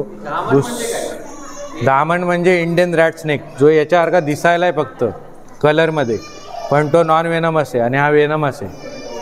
सर्वात पहिली बेसिक गोष्ट क्लिअर करा, साप हे वेनमस असतात, पॉयझनस नाही. कारण पॉयझनला केमिकल रिॲक्शन करून तयार केलं जातं आणि वेनम हे ओरिजिनल कंटेंट आहे पूर्ण. इवन वेनम तुम्ही इंजेक्ट करू शकता किंवा इंटेक करू शकता. म्हणजे 0.5 ml किंवा 0.2 ml वेनम तुम्ही डायरेक्ट घेऊ शकता. कंडिशन एकच आहे, तुम्हाला इंटरनल कुठली इंजुरी नको, आतमध्ये कुठलंही ऑपरेशन तोंडाचं झालेलं नको. जर तुम्ही ते वेनम इंजेक्ट किंवा इंटेक केलं तर ते तुमच्या पोटाच्या विकारांवरती औषध आहे आणि ते 0.2 ml प्रमाणात घेऊन म्हणजे 0.2 ml मध्ये जरी घेतलं तरी ते तुम्हाला सिम्पटम्स दाखवतं त्याचे. साधारणतः नागाबद्दल आपल्याकडे महाराष्ट्रात 5 फूट 15 इंचाची लास्ट साईज आहे. याचं जे हूड आहे तेच सांगतोय, 5 फूट 15 इंच म्हणजे त्याचा 1/3 हूड देतो तो, म्हणजे फणा काढतो. म्हणजे साधारणतः 1.5 ते 2 फुटापर्यंत. आणि किंग कोब्रा याची मॅक्सिमम लेंथ 14 फूट आहे. सो तो त्याचं हूड 6 ते 7 फुटापर्यंत म्हणजे तुमच्या जवळजवळ फेस टू फेस देतो. नाही, हा इंडियन स्पेक्टॅकल कोब्रा आहे. किंग कोब्रा आपल्याकडे मिळत नाही. किंग कोब्रा कोल्हापूरमध्ये 35 वर्षानंतर चंदगड आणि तिलारीमध्ये मिळाला आहे याच वर्षी. कंप्लीट 35 ते 27 इयर झाल्यानंतर मिळाला. आणि ते कसं मिळालेत तर जसं आसाम आणि केरळमध्ये ते मिळतात तसं प्रत्येक साप किंवा प्रत्येक जीव मायग्रेशन करतो. गरज अशी नाही की तो या देशातनं या देशात फक्त खाण्यासाठी जातो. पूर येणे किंवा इतर नैसर्गिक आपत्ती होणे हेही त्याला तेवढंच कारणीभूत आहे. कारण आपल्याकडे असं झालेलं आहे की पुरामधनं आजगर वाहून आले. जे उदाहरणार्थ 2005चा पूर जर कोणाला माहीत असेल 26 जुलै, तर त्यावेळेस बदलापुरात पण साधारणतः एक 22-23 फुटाचा आजगर आलेला आम्ही स्वतः बघितला होता, जेव्हा आम्ही जस्ट वर्किंग इंडिव्हिज्युअल करायला लागलो होतो. कारण मी हे काम 2004 पासून करतो आहे आणि 2005चा पहिलाच पूर असा होता की जेव्हा मी बिग साईज अजगर बघितला होता. सो ते मायग्रेट होऊन येतात. भिंतीवरती जो चढणारा साप आहे कॉमन वोल्फ स्नेक किंवा याला कवड्या म्हणतात मराठीमध्ये, तो साधारणतः फर्स्ट माळा किंवा त्याच्यापेक्षा थोडा वरती जाऊ शकतो.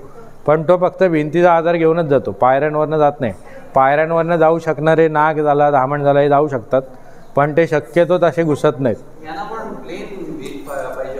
प्लेन भिंत नाही लागत, खडबडीत लागते. म्हणजे ज्याच्या खडबडीत का, तर त्याचं जे खालची जी स्किन आहे ते खवले आहेत, तो जसा पुढचा खवला सरकवतो मध्ये एअर तयार होते आणि मग तो चिपकून वरती सरकतो.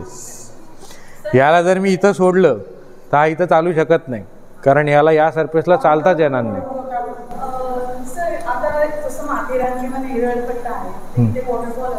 हां,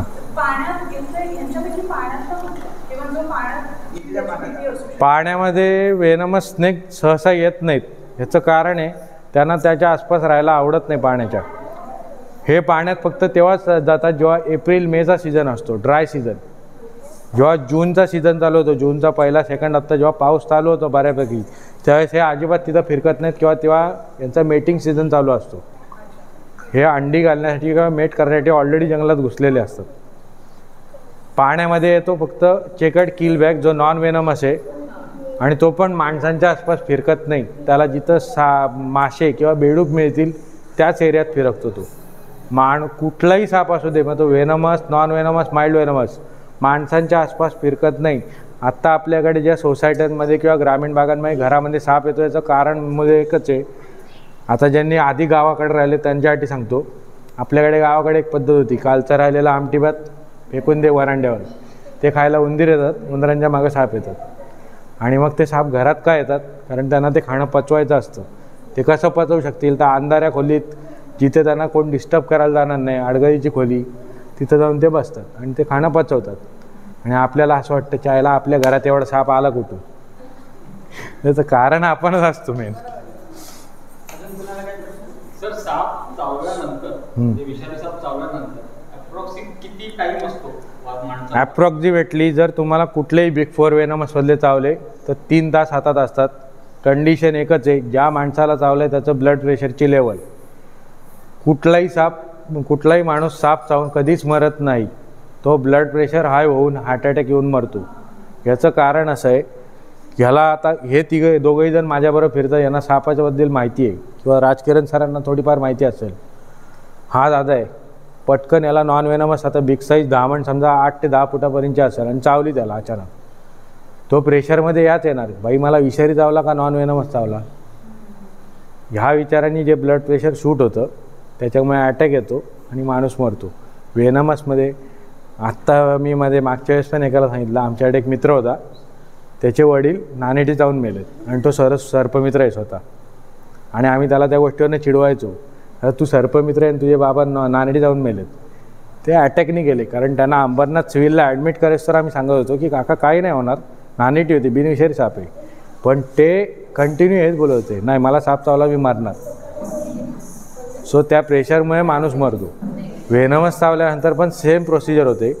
आणि मी जेव्हा तुम्हाला मागाशी सांगितलं की आवळपट्टी बांधायची नाही किंवा सरकारी दवाखान्यात किंवा प्रायव्हेटमध्ये ॲडमिट व्हायचं, त्याला पण या कंडिशनमध्ये काउंट केलं जातं की समजा याला साप चावला आहे तर त्या माणसाला ज्याला चावला आहे त्याला धीर देत राहायचं, बाई तुला काय होणार नाही आहे तुझ्याकडे हातात भरपूर वेळ आहे.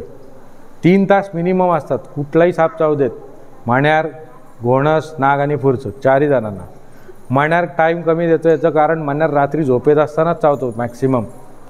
असं खूप कमी बाईट झालेल्या आहेत मण्यारच्या की ज्या डोळ्यासमोर झालेल्या आहेत. डोळ्यासमोर झाल्या तर तुमच्या हातात 3 तास आहेत एवढं तर तुम्हाला कन्फर्म माहिती आहे.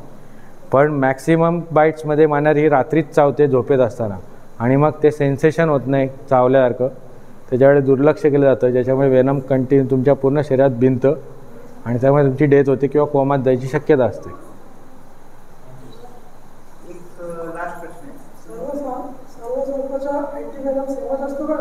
नाही, प्रत्येकाचा वेगवेगळा असतो. रसेलचा वेगळा आहे, कॉमन क्रेटचा वेगळा आहे, कोब्राचा वेगळा आहे, सॉस्केलचा वेगळा आहे. आता कंबाईन एक अँटीवेनम तयार करायचं त्यांचं काम चालू आहे की जे 4ही सापांना चालू शकेल असं. पण त्याच्यावरती अजून त्यांनी 100% शिक्कामोर्तब केलेलं नाही आहे, कारण 4ही सापांचा वेनमचा सिम्पटम्स अलग आहेत आणि वेनमचे प्रकारही अलग आहेत. 2 न्यूरोटॉक्सिक आहेत, 2 हिमोटॉक्सिक आहेत. वायपर्समधल्या काही स्पेसिस अशा पण आहेत ज्यांच्याकडे दोन्ही वेनम्स मिळतात, म्हणजे त्यांच्या अंगातलं जे विष आहे त्याच्यामध्ये न्यूरोटॉक्सिक आणि हिमोटॉक्सिक दोन्ही प्रकारचे सिम्पटम्स दिसतात, अशाही वायपरच्या स्पेसीज आहेत. सो त्या गोष्टीमुळे त्यांना अडथळा येतो आहे की कसं हे करता येईल, म्हणजे चारी सापानं चालेल असं कसं बनवता येईल, याबद्दल त्यांना थोड्या अडचणी त्यामुळे येतात. नाही, आत्ता ते त्यांचं संशोधन चालू आहे. आणि महत्त्वाची गोष्ट एक, बरं झालं तुम्ही विषय काढलात, बऱ्याचशा लोकांचा गैरसमज असतो सर्पमित्र साप पुकारतात आणि त्यांचं विष काढून विकतात. विष काढायला कोणालाही अलाउड नाही आहे. हाफकिन इन्स्टिट्यूटच्या जेवढ्या ब्रँचेस आहेत हैदराबाद, दिल्ली, मुंबई आणि पुणे, ह्या लोकांनाच फक्त विष काढणं अलाउड आहे. आणि ते लोक प्रत्येक जिल्ह्यामध्ये जातात. जेव्हा ते ज्या जिल्ह्यामध्ये भेट देतील त्यावेळेस तिकडचे जे सर्पमित्र आहेत त्यांना ते कॉन्टॅक्ट करताना सांगतात की आम्ही आलेलो आहोत, या आठवड्यामध्ये तुम्ही जेवढे वेनमस स्नेक पकडाल ते आमच्याकडे आणून द्या. पहिले हाफकिन इन्स्टिट्यूट पैसे देत होती, आता हाफकिन इन्स्टिट्यूट तुम्हाला सर्टिफिकेट पाठवते घरी. जे माझ्या घरी पण पडलेलं आहे, एक 4-5 वर्षापूर्वी येऊन गेलेत. कारण ते एक 22 वर्ष झाली या फील्डमध्ये. लहान असताना मी पण श्रीदेवीचं नागिन पिक्चर बघितलं. हां, तिचा किती मोठा हात आहे सगळ्या अंधश्रद्धा पसरवण्यात. तिचा हात आहे का माहीत नाही, पण तिच्या डायरेक्टरचा नक्की हात आहे. कारण त्यांनी जेवढे जेवढे सीन दाखवले ते आम्हाला विचारले जातात. उदाहरणार्थ नागमणी आहे का, इच्छाधारी नागिन असते का, ते नागाचं विष ओढून काढायचं. हां, म्हणून मी मगाशी सांगितलं ना की असे आगोरी प्रकार करायला जायचे नाहीत, ज्याच्याने दुसऱ्याचाही जाईल आणि आपलाही जीव जाईल. सर्वात बेस्ट तुम्ही सरकारी दवाखाना किंवा प्रायव्हेट दवाखान्यात जायचं. म्हणजे सपोज सगळ्यांना सापाबद्दल माहिती नव्हतं की कुठला साप आहे, तर आपल्याला एखादा साप नाही म्हणजे तर आपण डॉक्टरांना काय सांगायचं? तुम्ही डॉक्टरांकडे गेलात ना तर त्याला फक्त एवढंच सांगायचं स्नेक बाईट झाली आहे. डॉक्टर स्नेक बाईट सांगितल्यानंतर इनिशियली तुमचा उपचार चालू करतो. पहिला उपचार हा असतो की तो तुम्हाला लॅबला पाठवतो ब्लड टेस्टिंगसाठी. का तर तुम्हाला कुठला साप चावला आहे त्याला समजावं म्हणून. जर ब्लडमध्ये क्लॉटिंग आलं किंवा ब्लडमध्ये फ्लोईंग आलं तर त्याला समजतं, किंवा ब्लडमध्ये इंजेक्ट झालेलं वेनम जे आहे ते त्याला तिथं दिसून येतं लॅबोरेटरीवाल्याला. त्यामुळे तो लगेच इनिशिएटिव्ह घेऊन तुमच्या डॉक्टरांना सांगतो आणि त्याप्रमाणे तुम्हाला अँटीवेनमचे डोस ठरवता येतात. म्हणून मी मागाशी सांगितलं की तिथं गेल्यानंतर आपण डॉक्टरला नाही सांगायचं तू हे कर, तो त्याची प्रोसिजर बरोबर करतो. जर तुम्हाला इन केस माहीत नाही, उदाहरणार्थ आधी ग्रामीण भागामध्ये असं होतं की साप कुठला चावला आहे माहीत नाही, मग जो चावला आहे त्याला मारायचे आणि त्या सापाला घेऊन जायची. गरज नव्हती, कारण प्रत्येक डॉक्टरलाही शिक्षण, आणि ग्रामीण भागातले जेवढे पण सरकारी दवाखाने त्यांना प्रत्येकालाही शिक्षण गेलेलं आहे की तुमच्या भागामध्ये साप चावल्यानंतर तुम्हाला काय काय त्याचे सिम्पटम्स दिसतील हे त्यांचं शिक्षण झालेलं असतं. सो ते त्याप्रमाणे पण तुम्हाला ऑपरेट करतात. नाही तर तुमचं ब्लड लॅबला टेस्ट करून तुम्हाला ऑपरेट केलं जातं. तसं आता साप चावला त्याच्यानंतर आपण दवाखान्यात जाईपर्यंत 15 ते 20 मिनिटं अर्धा तास लागू. त्याच्यानंतर ते ब्लड टेस्ट घेणार, ब्लड रिपोर्ट येईपर्यंत खूप वेळ गेलेला नाही जात. नाही जात. इनिशिएटिव्ह ब्लड रिपोर्ट होतो. आमचे मित्र आहेत त्यांना माहिती आहे, 2-3 वर्षापूर्वी आमचा एक सर्पमित्र होता ज्याला रसेल वायपरची बाईट झाली होती. साधारणतः 8-8:15च्या आसपास तो पोचला होता तिथे सरकारी दवाखान्यात कर्जतला, आणि आम्हाला जायला 8:30 पावणे 9 झाले होते. तोपर्यंत त्याला एक अँटीवेनमचा डोस चढला होता. सो डिपेंड आहे, तुम्ही तिथं गेल्यानंतर तुम्ही काय सांगता याच्यावर पुढचं डिपेंड असतं. ज्यावेळेस तो गेला होता त्यावेळेस पण असंच झालं की मला माझ्या मित्रांनी शेवटी फोन करून सांगितलं ती नर्स काहीच नाही करत. म्हटलं तू तिला सांगितलंस का की स्नेक बाईट झाली आहे? नाही. मग म्हटलं तू काय जेवायला गेलाय तिथं, तिला सांग आधी स्नेक बाईट झाली आहे रसेल वायपरची. तिने पटापट ॲक्शन घेतली नंतर. सो आपण तिथं गेल्यानंतर आपल्यापैकी जो कोण ओळखीचा आहे किंवा जो त्यातला ज्ञात आहे, अगदी समजा नसेल माहिती तरी कन्फर्म गेल्यानंतर पहिले नर्सला हेच सांगायचं स्नेक बाईट आहे. त्याच्यावरती त्यांचे ॲक्शन फटाफट होतात. आणि ब्लड रिपोर्टला तिथं टाईम लागत नाही स्नेक वेनमच्या वेळेस, स्नेक बाईटच्या वेळेस इनिशिएटिव्हली.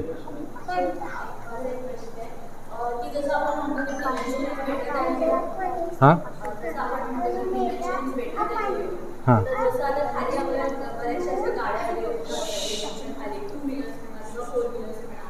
तर जेव्हा आपण गाडीच्या जवळ जातो किंवा चालवण्यासाठी सगळं आपण कव्हर वगैरे घेऊन तर साप म्हटलं तर फक्त अजगरच असलं पाहिजे असं काही सापाची भीती असते किंवा कुठल्याही साईडचे साप असतात असं तुम्ही सांगितलं.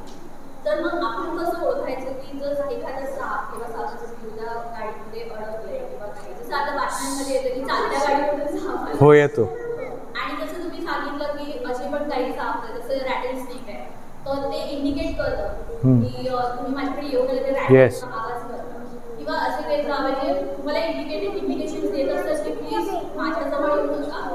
पण जेव्हा हे जे छोटे स्नेक्स असतात त्यांची पिल्लं असतात तर ते will be not able to म्हणजे ते लोक एवढे काही डेव्हलप नसतील झाले त्यांचं रॅटल असेल किंवा काही वॉटेवर इंडिकेटर्स ते घेत तर मग अशा वेळेस आपण जसं आपण सामान्य माणसं of course you are professional you better पण आपण जसं सामान्य माणसं आहेत तर आपण त्यावेळेस कसं ओळखायचं कारण आपण काही असतो की कवर काढायचं गाडी काढायची आणि मे बी म्हणजे जेव्हा तुम्ही गाडीच्या आसपासचा प्रश्न विचारताय तर गाडी तुम्ही एक करू शकता इग्निशन देऊन चालू करून ठेवायची 5-1 मिनटं. कारण जेव्हा गाडी गरम होते इंजिन गरम होतं त्याबरोबर त्याचं नॉकिंग चेंज होतं इंजिनचं. तुम्ही स्टार्ट मारताना इंजिनचं नॉकिंग आणि 5 मिनटाचं त्याचं इंजिन गरम झाल्यानंतरचं नॉकिंग याच्यात फरक असतो. सो त्यामुळे साप जर असेल तर तो बाहेर निघू शकतो. ही पहिली गोष्ट. दुसरी गोष्ट साप ज्या एरियामध्ये असतो म्हणजे उदाहरणार्थ तुमचा गार्डनिंग प्लॉटच्या जवळ जर तुमची पार्किंग आहे तर ती पार्किंग चेंज करा. कारण गार्डनिंग प्लॉटच्या आसपास साप असणार याचं शुअर आहे. समजा पार्किंग चेंज नाही करता आली तर पॅकिंग पूर्ण कंप्लीट ठेवा. म्हणजे कित्येकदा असं होतं की कवर घालतात माणसं जाऊ दे गाठ नाही मारली तरी चालेल कवरची. सो आपला निष्काळजीपणा कधी कधी आपल्यासाठी हार्मफुल ठरू शकतो. दुसरी गोष्ट तुम्ही जे म्हणालात की बेबी जे साप असतात ते इंडिकेट करत नाही असं नाही आहे. इंडियन स्पेक्टॅकल कोब्रा असू दे किंवा वेनमसचे कुठलेही बेबी असू देत हे जन्मता विषारी असतात आणि जन्मता इशारा देतात. मागाशी जो फोटो इंडियन स्पेक्टॅकल कोब्राचा बघितला हे बेबी होता. साधारणतः 2च दिवसाचा बेबी होता.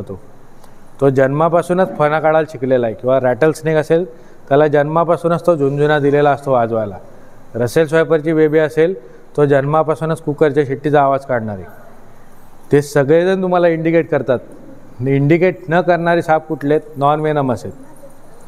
आणि नॉन वेनमस साप पहिली गोष्ट तुमच्या आसपास फिरकत नाहीत. ते पहिले पळायला बघतात. जसं 2 दिवसापूर्वी मी जेव्हा पकडायला आलो ट्रिंकेट स्नेक होता नॉन वेनमस. तो कोकाटेंच्या गाडीतनं इकोमधनं अजून भलतीकडे गेला. तो पळायला बघतो. तो जवळ यायला बघत नाही. आणि वेनमस नाक हे स्नेक तुम्ही त्यांच्या जवळ गेले की तुमच्यावर अटॅक करतात डायरेक्ट. साप हा लाजाळू म्हणण्यापेक्षा मॅडम साप किती वेनमस असला तरी त्याला एक माहिती आहे माणूस त्याच्या पुढे 10 फूट वर आहे. आपला एक पाय पडला तरी त्याला चेंदामेंदा होणारी त्याला माहिती आहे. या गोष्टीसाठी तो आपल्या आसपास फिरकत नाही. तो आपल्या आसपास तेव्हाच येतो जेव्हा त्याला इझिली त्याचं अन्न किंवा भक्ष्य मिळतं तेव्हा. आणि इझिली अन्न कसं मिळतं? आपण फेकलेलं खरकट्यावरती उंदीर येतो तेव्हा, आपण केलेल्या कचऱ्यांवरती उंदीर येतो तेव्हा, किंवा आपण आडगळीच्या वस्तू जिथं ठेवतो त्या रूम्स जेव्हा जास्त असतात, किंवा आता सोसायट्यांमध्ये गार्डनिंग प्लॉट्स आहेत, तुम्ही जर त्याची व्यवस्थित निगा राखली नाही तर त्याला लपण्यासाठी तीच जागा बेस्ट आहे. तो तिथेच येणार आहे.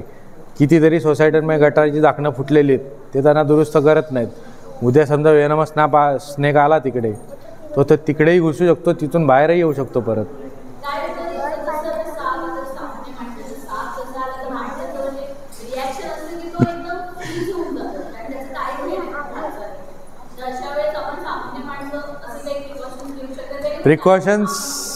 प्रिकॉशन्स याचं मेन मिनिंग असंच आहे, तुम्ही त्याबद्दल ज्ञान पहिले प्राप्त करा.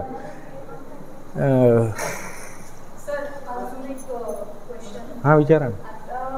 माझं बालपण तर सगळं गावात गेलं आणि तुम्ही लहानपणापासून आता अजून आमच्याकडे एक प्राजक्ताचं झाड आहे आपलं रातराणी. तर मी असं ऐकलंय की म्हणजे आजी वगैरे त्यांच्यापासून की ह्या झाडांवर येतो साप. पुस्तक घेऊन पुस्तक आहे फ्रंट सीटला किंवा त्या मधल्या याच्यात असेल. रातराणीच्या झाडावर किंवा नागचाफ्यावर किंवा तुमचं अजून एक केवड्याचं झाड, ह्याच्यावरती नाग येतो किंवा साप येतो. गोष्ट खरी आहे की त्याच्यावर साप येतो, पण तो कशासाठी येतो? फक्त थंडाव्यासाठी येतो. प्रत्येक कुठलाही जो रेप्टाईल्समधला प्रकार आहे हा सन हीटवरती ऑपरेट होतो. म्हणजे जसं आपल्याला ऊर्जा खाण्यातून मिळते तसं त्यांना खाण्यातनं तर मिळतेच, पण सनस्ट्रोकपासून जास्त मिळते. मग आता तुम्ही रात्री जर कुठे बायचान्स रस्त्याला फिरलात तर कुत्रे बघा सगळे मध्ये येऊन बसतात रस्त्याच्या. का? तर साईडनी जी रहदारी असते कंटिन्यू चालू दिवसभरात, ती सगळी हीट रस्त्याच्या मध्ये असते. ती हीट घेण्यासाठी ते येतात. तसंच साप जसं दिवसभर उन्हात फिरतो, जर त्याला खाण्यानंतर थंड पाहिजे, पोटात थंडावा पाहिजे, तर तो केवडा, नागचाफा किंवा रातराणी या झाडांच्या आसपास येतो. कारण ते नाही कुठल्याही सापाला वास येत नाही. साप स्वतःची शिकार पण अशी होतो, तुम्ही प्रत्येक सापाला बघितलं असेल जिभेला 2 टोकं आहेत, बरोबर. त्यातलं एक टोक आहे ते टेम्परेचर काउंट करतं हवेतलं, आणि दुसरं टोक आहे त्याच्यावरती धुलीकण येऊन बसतात. त्याचं जी शिकार आहे ती समजा डाव्या साईडला गेली तर ते धुलीकण डाव्या साईडला जास्त दाखवतात, उजव्या साईडला गेली तर दुसऱ्या जिभेच्या टोक्या उजव्या साईडला जास्त दाखवतात, आणि त्याच्यावरनं त्याला समजतं आपली शिकार कुठल्या साईडला आहे. तो त्याच्यावरनं त्याचा माग करतो. कुठल्याही सापाला वास येत नाही. एक मेसेज सर्क्युलेट झाला की अँटीव्हेनम म्हणून काहीतरी नाजा 200. ते काय आहे? नाजा 200 हे आयुर्वेदिक औषध आहे ॲक्च्युअली. एक आपल्याकडे नागवेल नावाची एक वनस्पती मिळते आणि अश्वगंधा यांचं कंबाईन केलेलं औषध आहे. ते त्याच्यापासून तुमचा जीव वाचेल का नाही याच्यावर अजून कोणीच शिक्कामोर्तब केलेलं नाही, नॉट इवन हाफकिननी पण. त्याचं काम एकच आहे. समजा आपण आता थोडक्यात तुम्हाला सांगायचं झालं तर आता माझ्या एडिटरला आत्ता ताप आहे, तो कुठली गोळी घेऊन आला असेल, पॅरासिटामॉल काय, पण मी त्याला सांगितलं भाई यातलं एक फुल घे, तुझा ताप 5 मिनिटात उतरेल.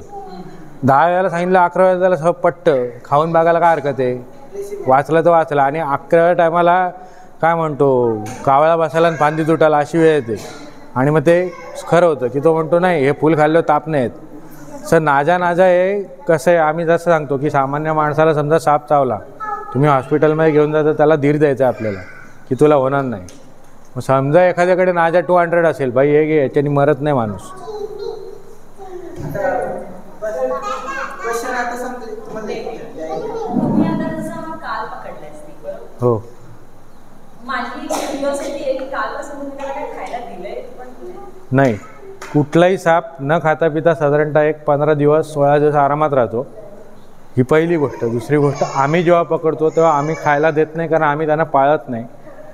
आपल्याकडे लेक्चर होतं म्हणून मी जरा ठेवला, नाही तर मी काल रात्री पकडल्यानंतर 10 मिनटात त्याला सोडतो. कुठल्याही सर्पमित्राला किंवा कुठल्याही माणसाला साप घरात ठेवायला अलाउड नाही, कारण ते फॉरेस्टमधली संपत्ती आहे. जंगली प्राणी आहेत, ते पाळीव प्राणी नाही आहेत. नॉट इवन बॉल पायथन जेव्हा जे लोक पाळतात एक्झॉटिक पेटवाले, त्यांना पण विथ लायसन येतात.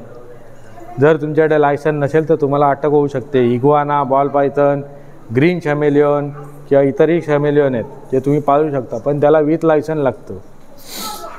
सो ह्यांना आम्ही जरी पकडून ठेवलेलं असलं तरी काल रात्री पकडलं होतं, फक्त लेक्चरसाठी त्यांना आम्ही ठेवलेले आहेत. आता इथून गेल्यानंतर आम्ही त्यांना रिलीज करणार आहोत.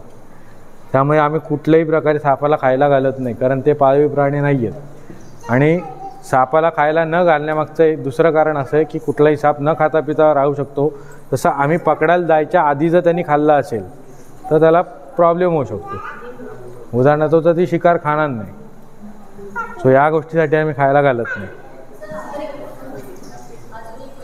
येस. मी बऱ्याचशा ठिकाणी जसं आता जयपूरला ठिकाणी पुष्करमध्ये, जयपूरच्या ठिकाणी पुष्करमध्ये, तर तिथे असे काही म्हणजे माहिती तरी मोठी कम्युनिटी आहे, पण त्या कम्युनिटीमधले जे लोक आहेत ते म्हणतात की हा जो आहे साप वगैरे तिथे ठेवलेला असता, आणि ते सांगतात की हे तुमचं भविष्य वगैरे आहे, आणि ते म्हणतात की हा नाग आहे पण तो चावणार नाही.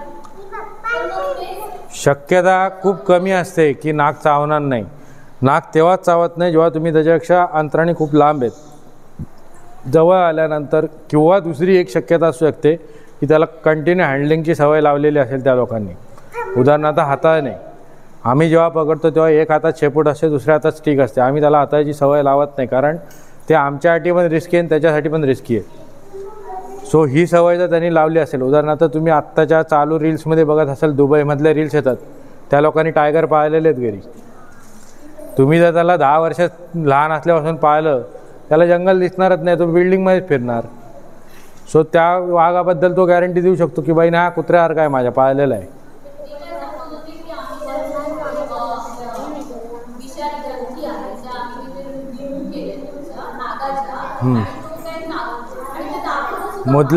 मुदलात जर तुम्ही कुठल्याही सापाच्या विषारी ग्रंथी म्हणजे वेनम फँक्स जर काढल्या, वेनम ग्लँड जर तुम्ही काढल्यात, तर तो साप जगणारच नाही, कारण त्याच्यावरच त्याचं जगणं आहे. जर तो विष इंजेक्टच नाही करू शकला शिकारीमध्ये, तर तो शिकार करणार कुठून? हां. सो हा प्रकार कसा झाला, जसं आपल्याकडे पूर्वी ग्रामीण भागांमध्ये सपेरे फिरायचे, गारुडी लोक, नागाचे दात काढून टाकायचे आणि मग तो नाग तुम्ही हातात कसाही फिरवा, गळ्यात घाला, तो फक्त फणा आपटायचं काम करायचा, कारण त्याला जातच नव्हते. आणि ते सापाला पण ते फर्स्ट सांगतो, ते नाग जमा करतात, आधी 15 ते 16 नाग जमा करतात, 7-7, 8-8 दिवस त्यांना खायला घालत नाहीत. खायला न घातल्यामुळे त्यांची एनर्जी कमी होते, सनस्ट्रोकमध्ये त्यांना येऊ देत नाहीत, त्यांना कंपल्सरी टोपलीत झाकून ठेवलेलं असतं. ज्यावेळेस नागपंचमीचा दिवस येतो त्या दिवशी त्याला फक्त टोपलीचं झाकण उघडलं की तो फणा काढतो, कारण का त्याला सनस्ट्रोक पहिल्यांदा दिसतो आणि पुढे हालचाल त्याची पुंगी हालत असते किंवा माणसंही हालत असतात. सो त्याच्यावरती अटॅक करणं हा त्याचा नॅचरल स्वभाव आहे. आणि दूध पिण्याबद्दल पण आम्हाला प्रश्न विचारतात की नाग दूध पितो का. आता दूध हे माणसाला पण पचत नाही खरं तर, नाग तर खूप लांबची गोष्ट आहे. त्याला दूध तो त्याकरता पितो ज्या सापाला तुम्ही 7-8 दिवस 10 दिवस उपाशी ठेवला आहे. उदाहरणार्थ मी व्हेजिटेरियन आहे, मी ब्राह्मण आहे, मला तुम्ही 20 दिवस उपाशी ठेवलं आणि 21व्या दिवशी चिकन दिलं, मी ते पण खाईन ना आता यार का, कारण भूक तर लागली ते मला. सो त्या सापाला जर तुम्ही 8-10 दिवस खायला दिलंच नाही आहे, त्याला लिक्विड फॉर्म पण गेला नाही कुठला, तर तो ते दूध पिणार. त्याला माहिती आहे माझा मृत्यू आहे, पण त्याला नाईलाज आहे ना दुसरा. नागांमध्ये आपल्याकडे जसं मगाशी सांगितलं तसं हा इंडियन स्पेक्टॅकल कोब्रा आहे. दुसरा मोनोकोल्ड कोब्रा आहे, तो जो आसाम किंवा पश्चिम बंगाल, बिहार, UP या साईडला जास्त मिळतो, ज्याला स्पीट कोब्रा नावाने पण ओळखतात. जो स्पीट करतो 2 ते 3 फुटापर्यंत स्पीट करतो, पण ते ॲक्युरेट होत नाही. आणि तिसरा सर्वात मोठा प्रकार म्हणजे किंग कोब्रा, नागराज. हे 3च प्रकार आपल्याकडे मिळतात. बाकी उरलेले जेवढे प्रकार आहेत ते प्रत्येक खंडामध्ये, आफ्रिकेमध्ये, ऑस्ट्रेलिया, ऑस्ट्रिया तिन्हीमध्ये. आम्हाला एका लेक्चरला असाही प्रश्न विचारला होता की किंग कोब्रा किंवा कॉमन इंडियन क्रेट ही सर्वात टॉपमोस्ट वेनमस आहे, ती वर्ल्डमध्ये आहे का. वर्ल्डमध्ये टॉपमोस्ट वेनमस टायपॅन नावाचा साप आहे, जो ऑस्ट्रेलियामध्ये मिळतो, जो नागाच्या स्पेसीजमधला काउंट आहे. त्याच्यामध्ये ब्लॅक मांबा झाला, हे सगळे नागाच्या स्पेसीज आहेत. आणि तुम्ही त्यांची कुठल्याही त्या सापाची फेसिंग बघा, तुम्हाला नागाचा फेस दिसतो सरळ.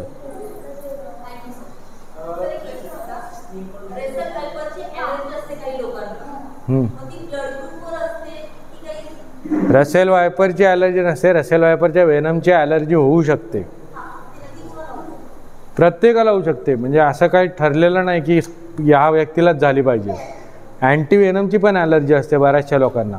उदाहरणार्थ समजा मला स्वतःला चावलं आहे रसेल वायपर आणि मी अँटी वेनम घेतलं, तर त्याची ॲलर्जी मला होऊ शकते. उदाहरणार्थ पुरं येणे, इचिंग होणे किंवा शिवरिंग होणे कंटिन्यू, ही ॲलर्जी कोणालाही होऊ शकते.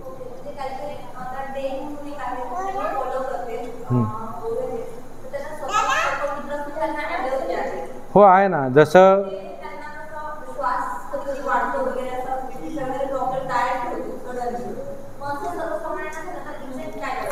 त्याला पहिली गोष्ट त्यांना वायपर्सची ॲलर्जी नाही आहे, त्यांना वायपर्सची एक मानसिक भीती आहे.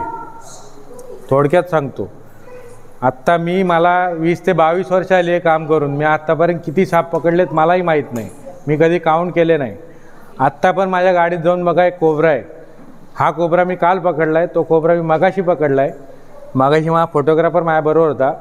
20 वर्षात मी कधी घाबरलो नाही एवढा त्या कोब्राला पकडताना मी घाबरलो, तो मला घाम फुटला होता, कारण त्याची साईज पण तेवढीच आहे.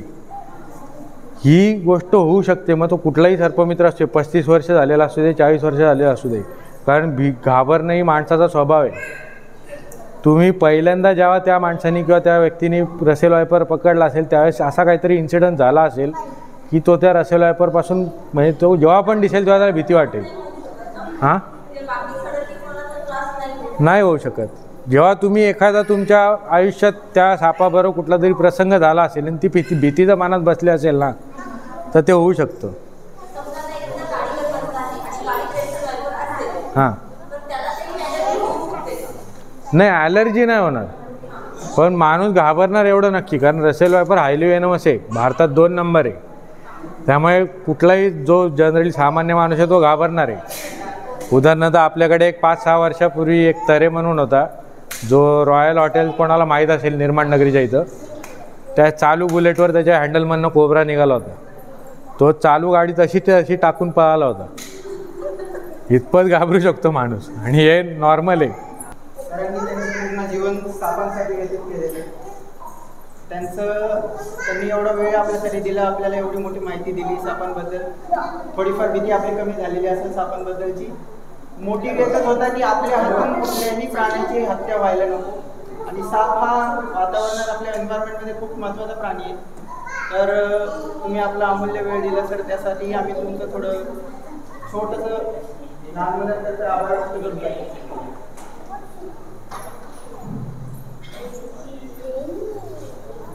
धन्यवाद.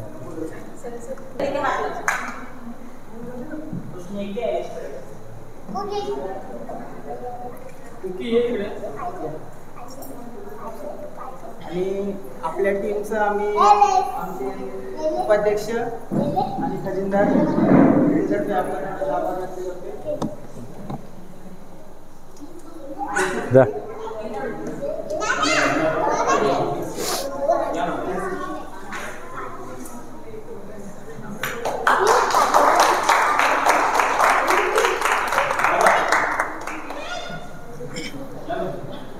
आज तुम्हाला चॅनलवर जो काय दिसतो ना मी त्याचं श्रेय इकडे आहे. आणि तो एडिटर आहे माझा. धन्यवाद.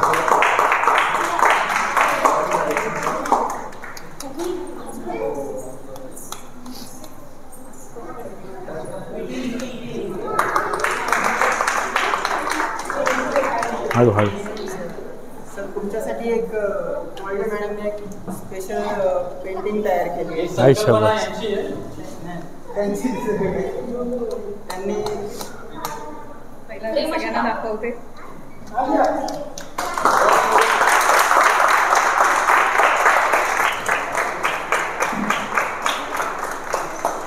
खूप छान आहे पेंटिंग. आणि आमचा एम आहे तोच छापलाय. खूप वेळ घेऊन बनवलेले आहे. नाही खरंच खूप छान आहे आणि खूप आनंद वाटला. कारण असं एवढा सन्मान तर पहिली गोष्ट सर्पमित्रांचा कुठंच होत नाही. खूप मोठं काम करताय. नाही. तुम्ही करताय म्हटल्यावर ॲक्च्युअल सांगू कोणाला पटेल नाही पटेल माहीत नाही. मला असं कधी वाटलं नाही की मी खूप मोठं काम करतो आहे. समाजाच्याबद्दल मी एक देणं लागतो ते मी कंप्लीट करतो. उद्या मरताना असं नको वाटायला मी काहीच नाही केलं. काहीतरी केलं आहे बाबा. आमचे पण अध्यक्ष उपाध्यक्ष खजिनदारांना मी ही पहिली माहिती कळवली होती. त्यांनी लगेच होकार दिला की आपण असा कार्यक्रम घेऊ म्हणून. आणि तुम्ही पण तुमचा वेळात वेळ काढून इकडे आले त्याच्याबद्दल तुमचं खूप खूप धन्यवाद. ओके. आणि त्या कार्यक्रमाचे आपण सांगतो. फक्त सांगायचं व्हायच्या आधी तुम्हाला दोन्ही नॉन व्हेनमस स्नेक दाखवतो. हँडल करायचं आहे का? ज्यांना खरंच इच्छा आहे आणि जे खरंच घाबरणार नाही त्यांच्यासाठी आहे. पहिला जो शा आहे किंवा पहिला जो लाजाळू साप आहे तोच काढणार आहे. दुसरा अटॅकिंग स्नेक नंतर दाखवीन मी.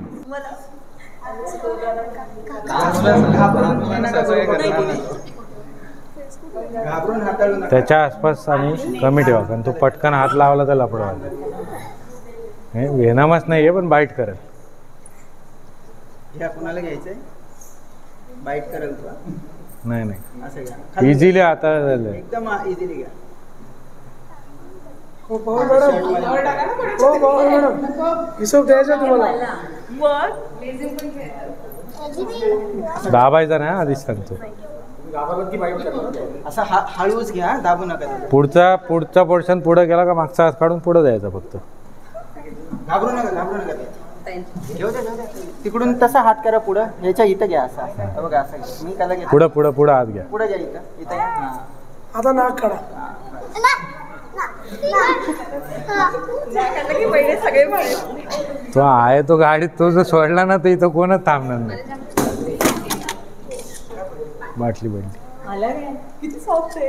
मला एक विचार. येस. हॉस्पिटल आहे ना.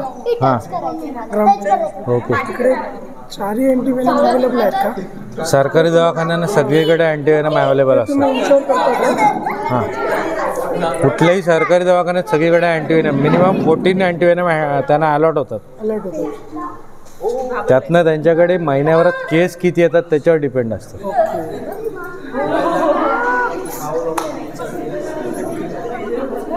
आता येत आहे का?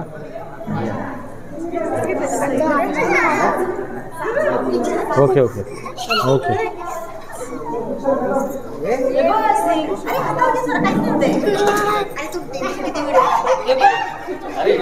दाबून पकडू नको फक्त शेतीला. नाही फोर्स नका करू. फोर्स नका करू. ताप घेत. अरे तुझी मम्मी एवढी इझिली घेतली.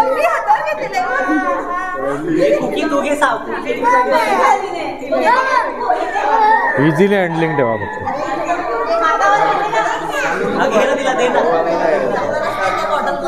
मतलब जहर नहीं है कुछ नहीं. हाँ. उसका डंक अगर जीप टच भी हुआ, अभी देखो ये साहब जैसे सब लोग हाथ पे ले रहे हैं, तो उसका कहीं ना कहीं तो टंग टच होएगा, कपड़े पे, हाथ पे. उसका कुछ असर नहीं होता. वो टंग उनके लिए 2 मुँह दिया है उनको टंग. सोडा. कौन से भी सांस का ऐसे टंग नहीं, टंग जहरीला नहीं रहता. ये देखो अभी उनका टंग जहरीला नहीं है. उनका खाली दांत अगर आपको टच होता है, वो भी वेनमस का, तो जहरीला हो सकता है और उसका फिर आपको असर हो सकता है.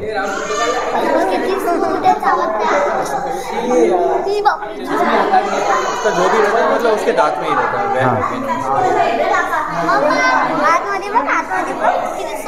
अरे मागाशी रडत होती, आता आतमध्ये बघ.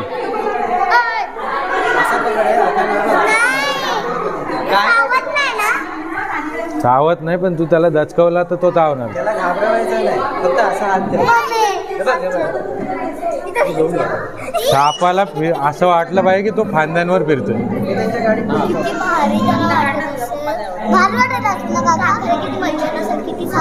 इकडे त्यांना फोटो काढू.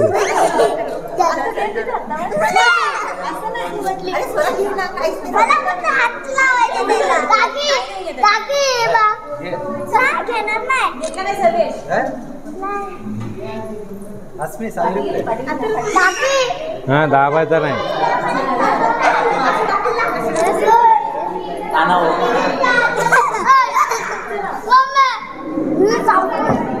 लाईफ स्पॅन कमी असतो, कारण त्यांच्या रक्तात मेलॅनिन नावाचं जे द्रव्य आहे, जे स्किनला ग्लोईंग करतं, ते कमी असतं.